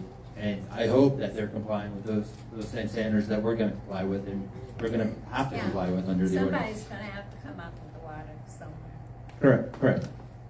Also, I'll add that the industrial grade water, it's like 20–30% of it's gonna be glycol, so it's not all water, if that makes sense. Like, that 500,000 to 1 million shell line, it's not gonna be all pure water, it's a mix of like glycol water than other type of liquids, so just to paint a picture there. Thank you. Just a quick comment for the ZBA and the board to address local, neighboring, and for you guys too. Neighboring wells, if we do get in a situation where you guys are trucking in water and it's affecting neighboring wells because of your usage, could we have something in the ordinance or in the CUP that says you provide water for neighboring within, there's, I'd say, a mile around or whatever, whatever that I happens to be. think it's in the ordinance right now. We have to show that there's no impact on neighboring wells. I'll double check it, but. I get that. Yeah. I'm saying if there was, We're also gonna have a very large crystal ball. retention pond that will be filled up just kind of with rainwater, with, to the tune of millions of gallons. So like we will have kind of backup water in a retention pond on the site. So we'd use that how? I mean, it to the extent that. You're not gonna fill cups of water out of that. Right. No. But to the extent that there is a need for emergency water. No, but his question is if they're in a drought, would we pay for it? I I'm think. talking about potable water. Sure, like, one thing that we're gonna have more color to as we submit the CUP application is, we've committed to the 65 million. Once we do the design of the facility, we know exactly what we're building, exactly what's real property and what's personal property, we'll have a better understanding of exactly what the property tax bill will be. If it's 55 million, we're still committed to paying the 65 million. Of that $10 million, if we wanna say, hey, one of the things that the community wants to know is, in that $10 million CBA annual that we have to, they want to make sure that we fill up water in the case of a drought. Like, happy to have that conversation, but we got to make sure it's the broader, how they want to spend that money. Just comment for you guys. No, yeah, that can always be potentially consider this school. If you don't plan to monitor the sound continuously, what is your plan for monitoring sound? How often do you do it? And is it like permanently installed equipment or manually? You want me to take that? You want to take it? So, I mean, I think it's part of the ordinance. Like, we just need to figure out the cadence of when someone's going to come out and do a study. We'll have a baseline study, and that's part of the CEP application, the building permit. And then it's just a discussion of what is the frequency. I mean, the technology is not going to change. So, the baseline study shouldn't really shift. How often do you have other data centers open? How often do you? It just depends on what's required by the local government down there. So, Andrew, do you know in Louisiana, by chance? Well, our facility in Louisiana is in a super remote area, so the requirement is totally different. We don't have a 24/7 sound monitoring requirement. How often do you know? What's that? You know how often? I'm not even sure if there is an obligation, just given its location, but like, we're happy to have that conversation. We can establish a reasonable cadence to have someone come out and test it. On the baseline, we talk about a lot of the sound, and I think timing is important in our area. During the day, your 65 decibels is probably quiet compared to surrounding. But at night out there, it's pretty quiet. So if we're doing baseline studies, that's when most people are going to be affected, right? If you're at work, you're gone, there's traffic, there's all that stuff. I feel like it's important to take into account the 24-hour day in that. Yeah, no, I think that's a great point. We'll definitely take that into account. But it's also important to note that the facility will be quieter at night in general because of the chillers. Those will be, I think it's 3 to 6 decibels quieter at night. Okay, so they're ramping up and down then, is that what you're saying? Well, because of cooling needs during the day. Yeah, that's fine. Okay. Are your diesel generators just for emergency backup? They're not gonna sit there and run 24 hours a day? Correct. Yeah, that's what I was saying. There's no generation that is powering the base load. It's only for emergency.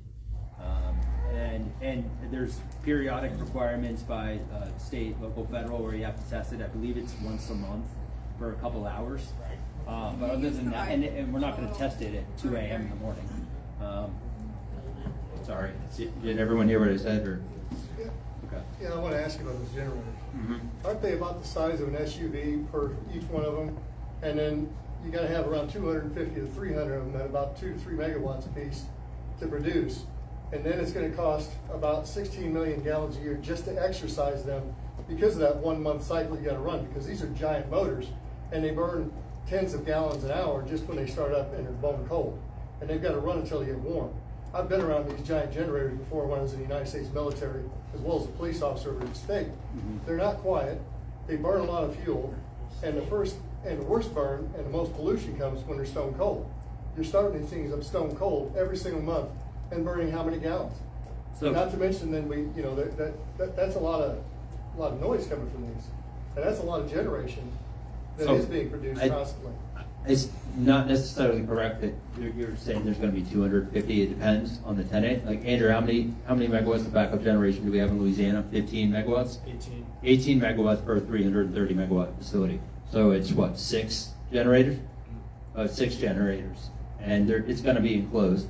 And they're going to be, part of the ordinance is that they have to meet Tier 4 standards, which are the strictest standards in the entire country. So the diesel generators would just run whatever emergency system, cooling systems, whatever. It wouldn't be to operate the entire data center, correct? Correct, yeah. I just want to make a statement. I think a lot of people might think that a decibel rating is something, wow, what is it? All you have to do is get on your smartwatch. You have a noise level. Anybody can go out and check and see what it is. The decibel level in this facility, when the air conditioner went on, it went up. So check it yourself, see where the decibel levels are in your area. I'm going to switch gears for a moment, if I may. I just feel like it's important for you to know that we've collected over 1,000 protest petition signatures, and with just barely a little over a month. We've done this in a month. I'm telling you this so that you kind of have a sense of where the community is at in all of this. We've sat outside of IGA the last couple of Fridays, and we're getting signatures every like 90 seconds. So like, if we had another month, we'll have another 1,000. If we had another month, we'll have another 1,000. So I just think it's important for you to know that the community doesn't want it in general. I mean, from what we're seeing, they don't want it. I'd also like to respectfully request that a motion be made for a 1-year moratorium on the building of an AI data center in Logan County. Thank you. I'm actually for the data center. I work at the nuclear power plant. And the lady that was asking how many hours a week I work, 40 hours for 12 years. So, like I said, nobody wanted that 40 years ago. Nobody wanted the power plant. They're hiring over 500 people there. We have 500 regular employees at the power plant talking about building another unit there in Clinton. So, not everybody, not everybody is against the data center. I'm not saying everybody. In our 2 days in front of IGA, we had like probably 5 people say, no, thank you, I'm good, or I'm for the data center, or whatever. Like, seriously, everybody wanted to sign. Go ahead. In those 2 days at IGA, 5 people said no, how many said yes to signing it? 500. How many people don't want to come out and debate everybody that is for it? How many people have? It was a question? Wait, how many people Do you have business? understand the purpose of the question? Yeah. Is this public comment section? I'm All not right. clear as to where we're going. We're done. Last question, then we gotta move on to the It's committee. not a question, it's a statement. Yes, go ahead. I'm a Christian, and I believe that God has given us this ground, this part of the country, as prime farmland. And I believe we are supposed to be stewards of what God has given us. I do not want the data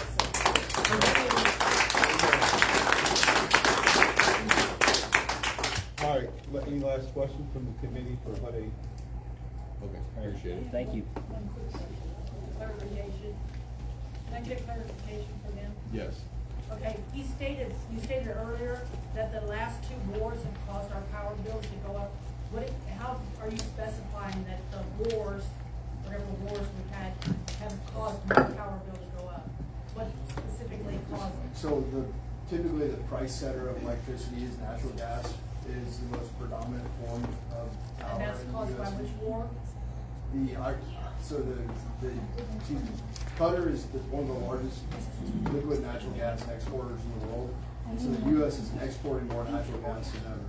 And we've had a war with So, what you The say, war- there's a war in the Middle East right now where a lot of production and transportation of oil and natural gas has been taken offline. I'm sure everyone realizes that when they go to the pump, gas prices are up.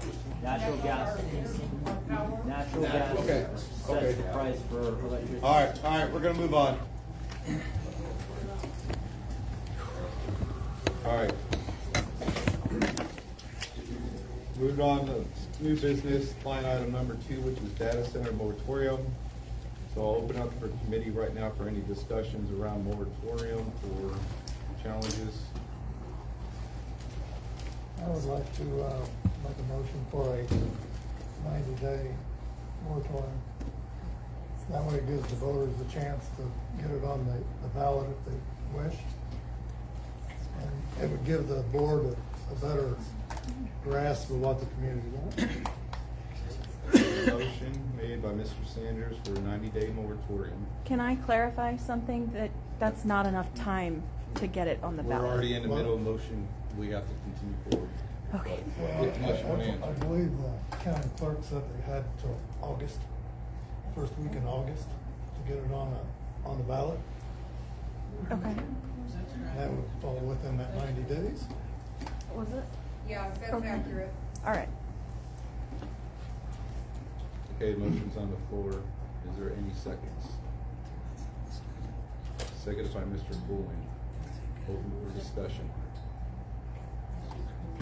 All right, I'll give my opinion. I personally think that at this time, we shouldn't place a moratorium, and there's a couple of reasons why. One, we've already been told that there is legislation getting ready to come through that would take effect at the end of the month that would require us, similar to wind and battery, we would not have a choice on it, which would also lose any power or negotiation that we would have now with HUD 8, such as if this came through in June 1st as expected, all negotiation powers off the table. We would, as Mr. Green mentioned earlier, whatever is at that time from the state, we would have to potentially follow, and then our ordinance and whatever negotiation like this letter of commitments wouldn't be in place and wouldn't have to be followed or enforced. So that's the biggest concern there. There is multiple battery storages lined up in that area. There's 2 more showing up in the MISO for West, I believe, potentially coming up, that we know for sure right now we have no choice but to accept, and we're limited on what those restrictions are. There's also a lot of other things that are coming through. I mean, the 65 million, yes, that is part of it. Right now, the county is not generating any tax revenue, to be honest. And all the board members been on here long enough to know that we even hired a third party last year to review our budget and cut out as much possible, where we were able to pass a budget dollar for dollar, not in deficit, as most counties. By law, you can pass a budget up to $1 million deficit. But if we're not generating additional revenue, then we'll have no choice in a couple of years to raise property taxes. We don't have other developers coming, Amazon or another super target, anything like that that's gonna come provide tax revenue, jobs, or anything like that. We don't. So looking out, part of it, I understand there's a lot of concerns that I think that can be managed with a conditional use permit, why we have that power. But once that power is taken away, we don't have that power anymore, as what some of the comments and suggestions here were to put in the conditional use permit.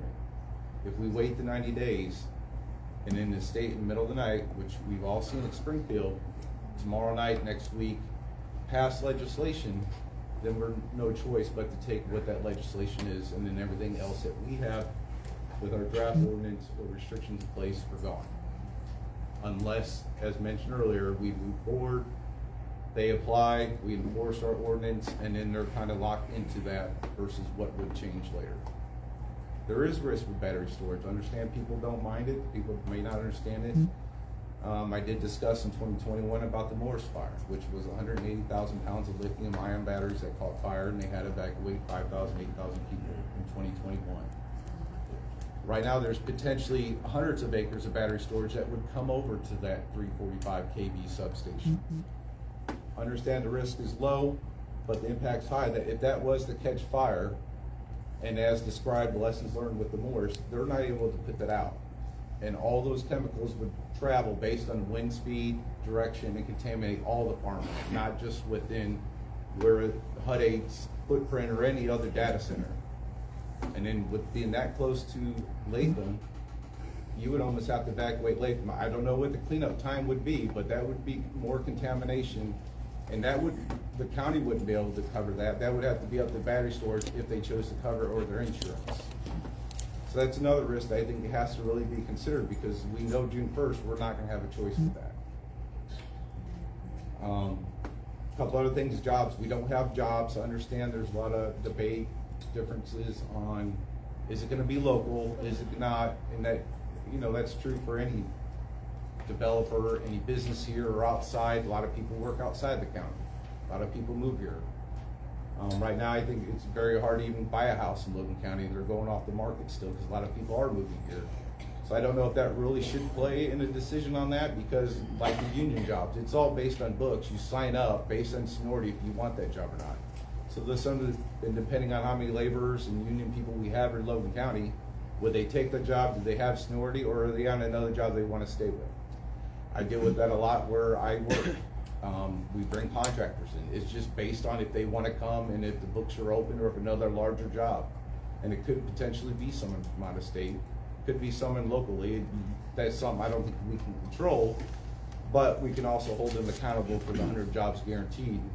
And like I said, come June 1st, they could easily walk away and say, you know what, we're not going to meet any of this commitment because the state just stepped in and said you're going to accept data centers.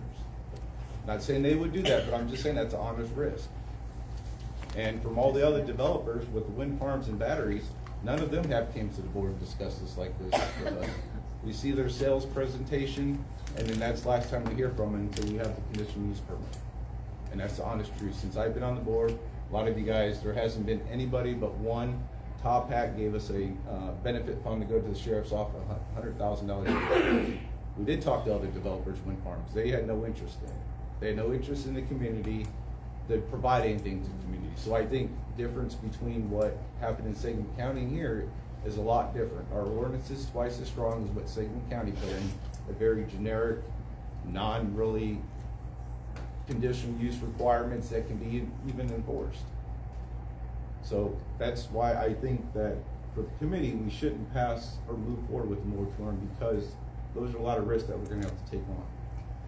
And with it only being 2 weeks left, and if this moratorium, which I know there's confusion around the state moratorium, that was more that we would not give, the state would not give incentives to data centers. It's not a moratorium to ban data centers. So there's two different angles going on. One is no state incentives, such as you see with wind and solar and battery. They get state incentives. You also see it on your Ameren tax bill, where a certain percent of the taxes you're paying on your electric and gas bill are going to those developers, plus the federal subsidies. So right now, that's what that moratorium is. But the other legislation that's coming through is to require us to come through with data centers. But it isn't. So, Mr. Sanders, go ahead. I agree with some of this stuff you're saying. Use the But you mic, also please. mentioned the battery the battery storage impact. Well, what about the impact of data center? We never did get an impact report. Can you please use the mic? Correct. So that was part of the discussion, was for talking about the well waters, the noise impact. They would provide a impact study. We would have someone third review it to validate the information was correct, not construed or anything like that. The impact study that was originally being worked on or discussed, my understanding from Mr. DeRoss, they weren't able to provide everything that we were looking for. Specifically, I think one of it was electrical use on the grid, cost, things like that. So that's why that never ended up going forward, because there wasn't one individual that can tell us all the impacts. Dale, I'm a little hard of hearing. What was the question? What was the question you just answered? There was concern about the impact on the battery storage, and my question was, why isn't there concern over the impact of the data center? We never did get a report back on it, an impact study. So then add, for this moratorium, we don't have an ordinance in place. We haven't voted for ordinance. We do have a draft. We do have the ZBA comments that are going through Brad and Mr. Hamilton that would come in front of the board, which would give those generic, not saying that can't be added or part of the conditional use permit if it was to move forward after the ordinance was placed. They submit application, or anybody submits application, that it can't be part of the conditional use permit, the impact studies. But there is a lot of risk for the county that if we didn't move forward now and the state gets involved, then that limits to what we are able to do at this time.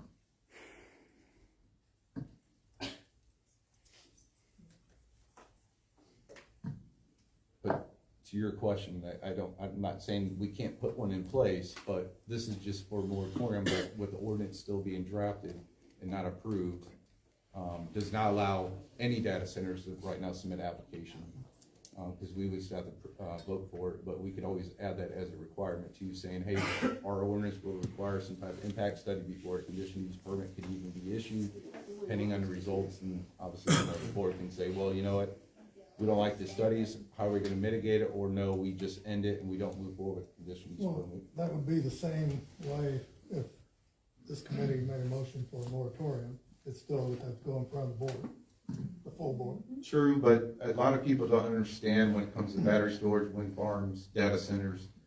So usually 2 years out or even a year, all these developers apply with MISO to get into a queue, a slot.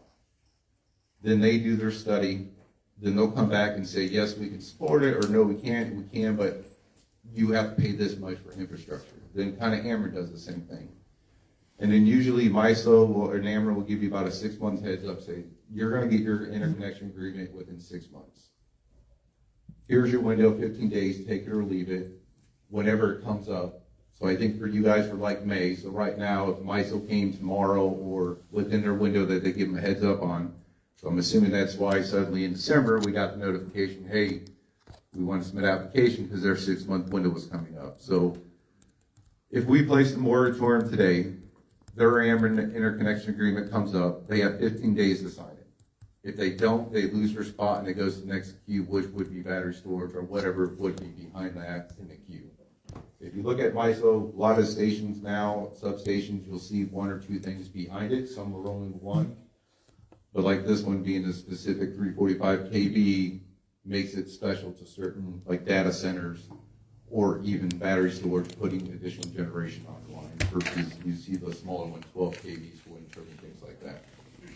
So that's the only concern, that if we wait 90 days, we know HUD 8 would lose their MISO spot or the Ameren connection, and it would go next to the battery storage. Which right now we know there's 1 waiting, there's potentially 2 more that would go west that would need easement access with HUD 8, or if they leave, then they get the easement access. So then that's when my concern is that come June 1st, we're limited to kind of what we do with battery storage. But that's how that kind of works. If I may, just for the edification of the board, we spoke to Ameren today. They said they're going to tender the SEGA in 2 weeks. A moratorium of any kind will kill this project, candidly, and exactly what he said. So then, which means then generically we're taking a battery storage in the area or additional battery storage. Well, but they still have the option to buy, right? I don't understand what. If they have the option to buy on the land, if they miss the timeline with MISO, they go back to the queue. They still have an option to buy. It's years, and then we're behind everyone else, and the upgrades are too expensive, and then we wouldn't fund them because they're more expensive because we're late to the party. But I guess my question is, if you have an option to buy on the land, battery storage can't come in on that land, right? But Because you have the option to buy it. we're gonna terminate the option because there's no point because the power's gone. Okay. Basically, sounds like Dale, you're the one that's threatening people with the battery station, not everybody else. There is no legislation on the table right now for June about data centers. We passed a moratorium, or passed from the committee. I'd like to hear the constituents' opinions about and attitudes about the battery storage. At the full meeting, if we pass the moratorium, I'd like to hear your opinions if you'd be for a battery storage rather than a data center. How much revenue is a battery center gonna give us? Less That's environmental impact. Yeah, what's the environmental impact, that's right. Way less than data center. At a prior meeting, the one in the rotunda, he made a statement that no battery center had actually approached the county to get a permit at this point in time. No, no one has So because. no one actually has approached you and said, well, we're standing in line. There's batteries in Lincoln right now sitting and waiting. And they've already made a permit to go to Lake. I'm not saying they're going there, I'm just saying batteries are being stored in So they Lincoln just randomly right now. offloaded them somewhere. Yes, because June 1st, there is legislation that they can start putting them out regardless of what the board says. Can I answer Mr. Coleman's question? Was that an open question for us? You can either answer it now or at the full meeting if we pass this. We would prefer battery storage. The data center is a strain on power, water. It can cause negative health impacts to those around the facility. If the data center goes in, it will, without a doubt, have a negative impact on the folks who are close by. And it will have a negative impact on power bills. It will generate noise pollution, perhaps not as much. If they're able to mitigate a lot of that would be great. There will be light pollution. So there's no doubt that if that goes in, it will have a negative impact. It will permanently alter the landscape and character of Logan County. If the battery storage goes in, not saying that anybody's high-fiving and jumping up and down for it, but folks probably won't feel like they have to move away from battery storage. They likely won't hear it. It likely won't impact or create a strain on power. It likely won't create any strain on water. And to Dale's point, There is a low risk of a high impact situation in which the people of Latham may have to evacuate if it catches fire. My understanding is that only maybe 15 battery storage facilities have caught on fire over the last 15 years. We're talking about a really pretty low risk, but to this lady's point across the way, she is right. It would generate less tax revenue, which makes some of us feel like the only reason we're talking about this is because of the money. That's right. And there is no legislation on the table currently to force data centers on us in June. I'm not here to debate with you. But that's just fact. It's not debatable. It's not on the table. To answer the question. Bill? Reliable resources have informed there is. I'm not gonna debate. I'm not debating. Bill, you mentioned earlier that there was no legislation, or that there was possibly legislation to push on the data centers. Yes. And I looked that up, and I couldn't find anything on that, but I did find a bill that was Senate Bill 4016, House Bill 5513, so it's a joint. And it is, the main bill under consideration would impose strict requirements on hyperscale data centers, including them having produce their own energy, cumulative impact assessments, public notice on a bunch of things, water use permits, bans on non-disclosure agreements with communities, a whole bunch of other stuff, very restrictive on it. So that is coming down the pike. It's in committee, but there's nothing about forcing anybody to have data centers. So that particular part, I never stated anything was committee. What I said was people were working on to get something through. That's what I said. I didn't say anything active in committee. I did say there was other legislation that was in committee, such as you were talking about the guide rails. The other one, which was the tax credit, which got removed and the pilot got canceled, which originally a couple months ago were discussed part of data centers and larger manufacturing, including I think the Chicago Bears. But that all has got removed. but there's nothing on board right now that's actually forcing data centers or even started really. There is works of getting that pushed through is what we were told. That's why I wanted to share that as a risk on depending where we land at with the moratorium or not. I got it from the legislative committee, so I'll give him a call tomorrow and ask him. Go ahead, Mr. Cooley. Amanda, is that, you think, is that a consensus within your organization? That is what folks are communicating to us, yes. So I would even maybe as bold to say that the over 1,000 signatures that have been collected so far, those folks would agree. I have another question. Really? And I recently, within the past 5 minutes, learned and then Googled that we have bald eagles that live near Latham as well. No? And as a red-blooded American, I want to make sure that nothing would happen to those bald eagles. Okay, so we have a motion on the floor. Is there any other committee questions? Yes. Are you ready for the vote? Okay. All right, roll call on the motion. Moratorium for 90 days. Mrs. Schmidt. No. Mrs. Fitzpatrick. Yes. Mr. Coleman. Yes. Mr. Sanders. Yes. Mr. Nelson, no. All right, so it was 3 to 5. That's majority, so that motion would move in front of the board. I will coordinate with Mr. Glenn to set up a special meeting for that to be voted on, including also with the potential ordinance. Repeat that, please. What's that? Yeah, we can't. Can you hear please use the mic? We didn't hear what you said. So the motion was voted on 3 to 2. It passed. So what happened now is it would go in front of the board. So I will reach out to the chair, Mr. Glenn, to discuss when the special meeting was set up. We did have a hard time set up for June 12th. That may move up. So let me talk to Mr. Glenn, the chair, to set up a special board meeting, because we also now, with the potential ordinance, we do have to vote. So I will, once we get that determined, set up, it'll get communicated out to the public. Won't come up tomorrow night? No, it can't. Nothing can come out tomorrow for data centers regardless, because nothing's on the agenda for data centers tomorrow. Public comments, any public comments? Go ahead. Thank you. Yep. Sorry, I misunderstood what you were pushing earlier.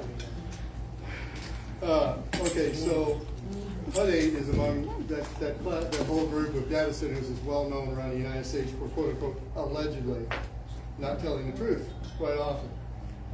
And HUD 8 was sued for this, and they currently have a class action. They're high-end attorneys that successfully got argued down to just 2 points right now. The alleged lie about electric use and then the alleged lie about internet access. So that's still going on. So that's one of the reasons why I have no reason to trust these people. They've lied before, allegedly. Therefore, they could be lying again, allegedly. They're carpetbaggers. They come in here to make their money off of us, and they leave, and we deal with all the problems that are left behind. Carpetbaggers. No different than what we dealt with in the Civil War when we had people doing that. Logan County, Virginia. That wonderful place that you talked about, so rosy, so glowing. 200 data centers in that county. 200. There are numerous reports, and these are all verified sources. You can find them anywhere in the news, from the local all the way up through local podcasters, citizens going out with noise pollution, checking stuff, power grid strain, electric costs going up, water consumption, air quality. Boy, these are all familiar complaints we've heard before. Emissions problems, visual, environmental blight people complain about, traffic and construction impacts, and the quality of property. Then we have a lack of transparency. There were complaints and criticisms of limited public input. Wow, that sounds familiar. We've got the board not listening to the people. Why are we even going forward with this? The majority of us have made it clear we don't want this, and we continue to make it clear. Very clear. The challenges going forward, why are we doing this? The people don't want it. And are we communists or capitalists? He said, last time I checked, supply and demand rules. You're trying to tell me that supply and demand, when supply goes up, that the electricity is not going to go up. All right, try that again. I don't buy that one. And then tell me, okay, so we need an ordinance for the people to have a final say on this stuff, a referendum. I've said this before, I'm going to be advancing forward. We need to be able to stop people like this from coming in to our county and raping our county at our expense, at our children's future expense, while they don't live here. And we need some ordinances to be able to hold the board accountable. So that if you guys don't follow what we say, we can quickly remove you. And we need to have policies in place to do that. So there's going to be a series of ordinances that are proposed to get more of the democracy and the power back to the people. Because county boards across the United States right now can operate, do whatever you want, and people have hardly any way of doing it. And go to your website, we can hardly find names, emails, processes to be done. And we're asking you guys to put that on there, and you're telling us you're going to do it, but we're still waiting on that. And we want to see more transparency, and we need to have more. And the Achilles heel here, he just said about it costing money. That's true. It's a good bargaining chip. Just like when you go to a car dealer, if they've had it on there for 4 or 5 months, they've been paying the bank. The more we can drag it out, the more we can financially hamstring these carpetbaggers.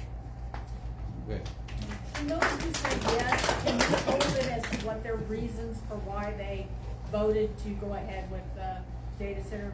I think we have a right to know why they individually feel this is beneficial for our county. No. They voted for the That's what I mean. moratorium. The ones that voted, you voted against what we want. Yes. Yes. Those who voted against what we want, you have a reason why you voted against what we want. I did state why I was. You did, but you were not the only one that voted.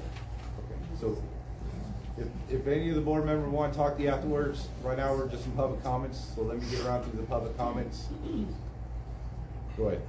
I'll be brief because I have lots of questions. I'm against the data center, that's clear. But the questions I asked tonight were for clarity. And I wanted those for clarity because I don't want, if this goes through, for my neighbors to be scared. I don't want that.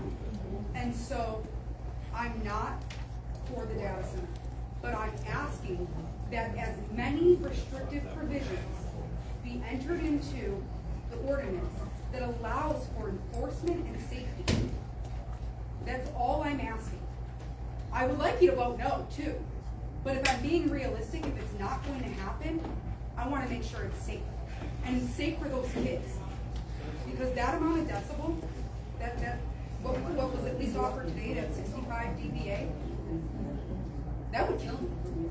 I have no problem saying this, I'm neurodivergent. I have autism level 1 and I have ADHD. It makes me really damn smart.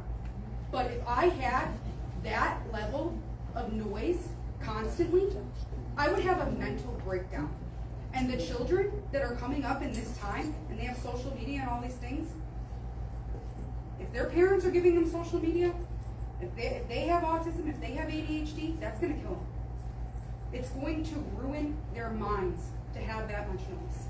They don't care. So just as much restriction that you can put to make it as safe as possible for those kids. I don't think they can see Go ahead.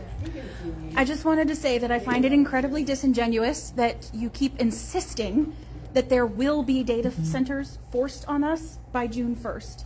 That isn't the case, and our group did actually confirm that today with Sally Turner's office, Rep Gable's office, and Ava Delgado's office. Today.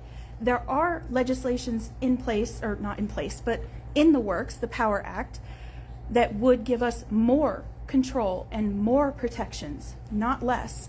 The only things that are currently being forced on our community are the wind, solar, and batteries.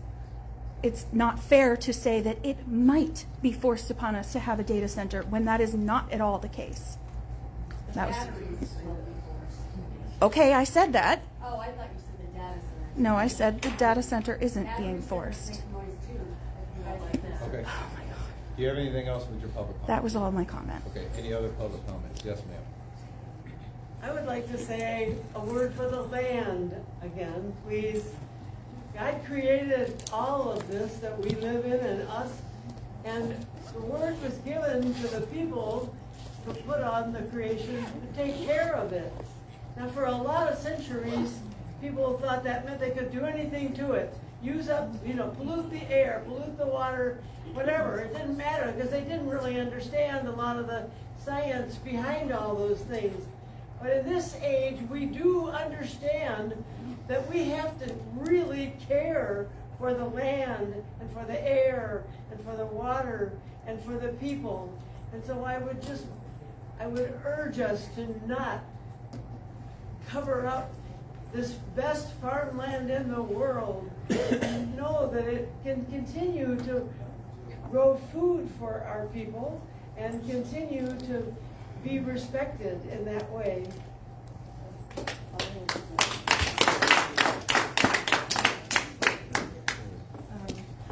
I almost forgot what I was gonna say.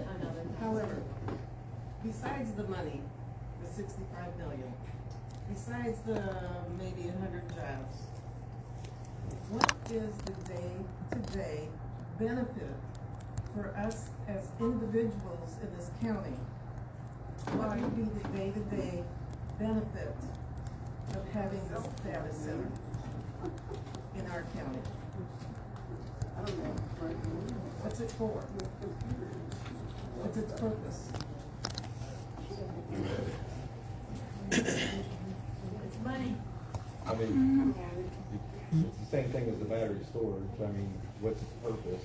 I mean, right now, my argument was that we're gonna be, regardless of battery storage or data center in that area.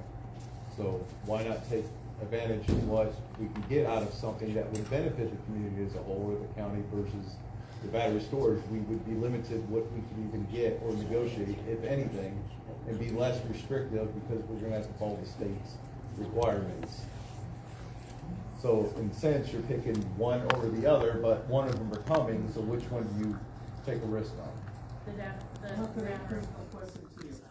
If your wife was pregnant and she knew that that baby was not going to survive, would you want her to have an abortion or wait and have a miscarriage or a death at birth? Well, I don't believe in abortion, so. Thank you for that. But I don't believe in choosing the lesser of two evils just because we're gonna get money out of it. Has nothing to do with, I mean, I gave my argument earlier why, so that's why I was in favor against the moratorium. Any other public comments? Yes. I have a bad taste in my mouth from a situation that I have lived through. I am 67 and I grew up in a tiny, tiny town north of Kankakee called Goodnoe. When I was about 13, We were unincorporated Will County, which means we had absolutely we had no say in it. And they came through and they wanted to put in a garbage dump. We also got all kinds of wonderful guarantees. It wasn't going to do this, wasn't going to do that. And we all had well water, great well water that I grew up on. My sister is 11 years younger than I am, and my brother is 5 years younger than I am. So by the time they actually started dumping, 2 years later, I was gone. I was out on my own, starting my life. However, my sister was 3 at that time. My brother, whatever age it was. Now, my sister's friends at 11 years younger, you got to remember, I lived right here, house across here, house across here, house across here, 2 doors down. Very close to these people. In their late 20s to mid 30s, 3 of my sister's friends ended up with breast cancer, 1 with thyroid cancer also. In the same household that one of the daughters got cancer, her mother got it, breast cancer. They managed to put her in remission, but it came back and eventually killed her. Same difference with the girl that had breast cancer and thyroid cancer. Her father contracted colon cancer and he died. These were young. These were young people at the time. Okay, I'm not talking about the daughters, I'm talking about the families too. So we're going back a long time ago. Then my sister and my brother both have ulcerative colitis, which can be caused by what? Contamination in your water. Okay, my brother he's lost 4 feet of his colon. The young girl across the street, she had a colostomy for approximately 4 or 5 months while they got her healed up. My sister spent 10 days in a hospital with the same issue. Now it seems a little, and unfortunately because we didn't keep track of everybody else, it just seems odd in that tiny, tiny area that there would be that much cancer and that much ulcerative colitis. And since the other people grew up, as everybody does, we move away, I don't know what happened to them. It could be worse. But the interesting thing is, the older group that were my friends, other than getting old and getting arthritis and the other things, we didn't have those issues. I want you guys to think about, not today, but what could be in the future. Not now, 10, 15 years from now. A lot of us will be dead by then, those older people. But the younger ones won't. Those kids growing up now. I just find it a little odd that in that tiny of a place we had that much, literally right across the street, of cancer and the other issues. So I like you to think long and hard before you go and say, yeah, let's do this. They don't care. Any other public comments? Yes. Yeah, I just want to say thank you tonight for agreeing to bring the moratorium back before the board. Just real quick, why do the people of Logan County want to hit the pause button? I did put this together to help me just not forget what I wanted to say, but I do believe it is important that we have the public involved in that ordinance. I understand it's being drafted. Scott mentioned a whole list of recommendations that have been sent to the ZBA. This ordinance isn't just being created for HUD 8's project, it's for the county. And so I think it's really important that we're taking our time to make sure it's a robust ordinance that first and foremost protects the people of Logan County. And I understand there's a timeline associated with this, but also this is being made for the people of Logan County, ultimately. Secondly, we touched on the pending laws and legislation. I really don't know why we would want to consider moving forward with the data center project without that Power Act being put in place, because of what a few other people pointed out. It does call out more regulations required for data center projects, and it was specifically created to help combat some of these valid, true negative consequences of data centers. That Power Act also helps shift the cost of power onto the data centers versus being spread out over the consumers like us. And then again, it's more heavily regulated, so I really don't see why we wouldn't want to wait and see if that legislation goes through, because that would ultimately protect the people of Logan County more. Also, just a lack of information. Dale explained that the impact study was dropped because the consultant couldn't cover all the scopes that were being asked to assess. I think it just needs to be clear to everyone that the ordinance does not require HUT 8 or anybody for that matter who applies to conduct an impact study on how their facility would impact the community and the infrastructure of the community. Their tests and reports are more based on confirming that those utilities can support their facility. So I urge the board to reconsider engaging with the consultant and re-looking into the impact study. And then also I just want to point out real quick that the hyperscale data center developments are recognized risks by a lot more states than Illinois and counties. So for instance, Champaign County, not that far from here, just passed a 1-year moratorium on I don't know if it was specifically hyperscale data centers, but data centers. At least 13 states have counties and cities with moratoriums in place. And why are they doing that? Well, they're doing that because they're recognizing that current legislation and regulations hasn't caught up to these hyperscale data center developments. And then I have a list, and it was part of what I emailed and gave to you now, of all the states that have filed statewide data center moratoriums for consideration. Illinois is not on here. I think that was confirmed earlier, but you're looking at 11 states that are considering statewide moratoriums. So I think I just share that to emphasize that these are true concerns.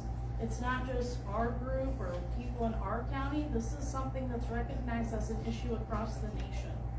And regulations have not caught up. And I think there was one more thing I was going to say, but I can't remember, so I'm done. Thanks for listening. Any other public comments? Dale. Sorry. He's right here. Oh, yeah, Hard I'm to behind see. the phone. That's okay. Hey, I'm Ryan Koopman, so I live in Mount Pulaski. I've been to a bunch of these meetings. Louder. Sorry. Not good at public speaking. I've been to a bunch of these meetings. Personally, I'm not for the data center. That's for personal reasons. It's nothing against anybody here, but I did want to take a moment to thank the board and HUD 8 for putting on so many of these special events, giving us all the information that we could possibly need to make a good decision. To the gentleman counselor who's asking about a battery storage facility or a data center. To me, a battery storage facility is very similar to a water tower. Being in Mount Pulaski, I live next to a water tower. That doesn't keep me up at night. The data centers do. But that's all I have to say.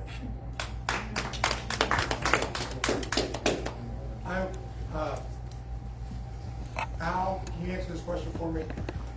The coal mine down in Elkhart, there is no decommissioning plan for that, is there? State and federal. State, federal, but not the local level? No. So at the ZBA, so everybody understands, not saying I'm for or against the data center, we put a condition in there to have a decommissioning plan. If any of you people don't, I think everybody knows where the Elkhart mine is. You can go down to Elkhart and see what that mine looks like right now. That's never going to change. I mean, people can tell me there's state money. I don't believe in my lifetime that'll change. That's what we're going to look at. That's why at the ZBA, we made the recommendation to you and the county board about the decommissioning plan and made it such a big number. Now, they talked about scrap usage and prices and all that, and we said, that needs to be a term of 2 to 3 years to look at that and analyze it. So I think at the ZBA, we tried very hard to give you a good recommendation of an ordinance, and I feel we need to pass an ordinance. I think that is very important at our level of the county. I think that needs to be done. Scott, when I drew up that ordinance and submitted it, it was more restrictive than it is now. The attorneys tamed down the language and basically said, you can't require certain industries to do certain things that you don't require everybody else to do, and that you're also better off to address a lot of these in the conditions of approval than you are in the ordinance itself. So the ordinance is basically as strict as it can legally be, and that all the other stuff has to be addressed in basically conditions of an application. And I hope everybody in this room understands, I'm not saying anything for or against any project. What I'm saying is, having an ordinance is good business for the county. And I think we need that, because I do not think we want the state government telling us what we can and can't do. That's just my personal opinion on that. I'm not saying I'm right, I'm not saying I'm wrong, but that's it. And I thank you guys for your time, just like you thank us for ours. Is there any other public comments going around? I know, I was trying to get. No, that's fine. I'm here. Okay. All right. If you want to chat out. I just remembered was all. A lot of people have left, but just so the board can have visibility, how many people in the room are here because they oppose the data center? Can you just raise your hand? And if you're a resident, can you keep your hand up? Thank you. And then I know there are some people who support it. If you would like to, you can raise your hand too, just so you're seen, but you have to live here. I just wanted to give you visibility on that. Thank you. All right, I'll entertain a motion to adjourn. Motion made by Mr. Sanders, seconded by Mr. Coleman. All in favor say aye. All opposed say nay.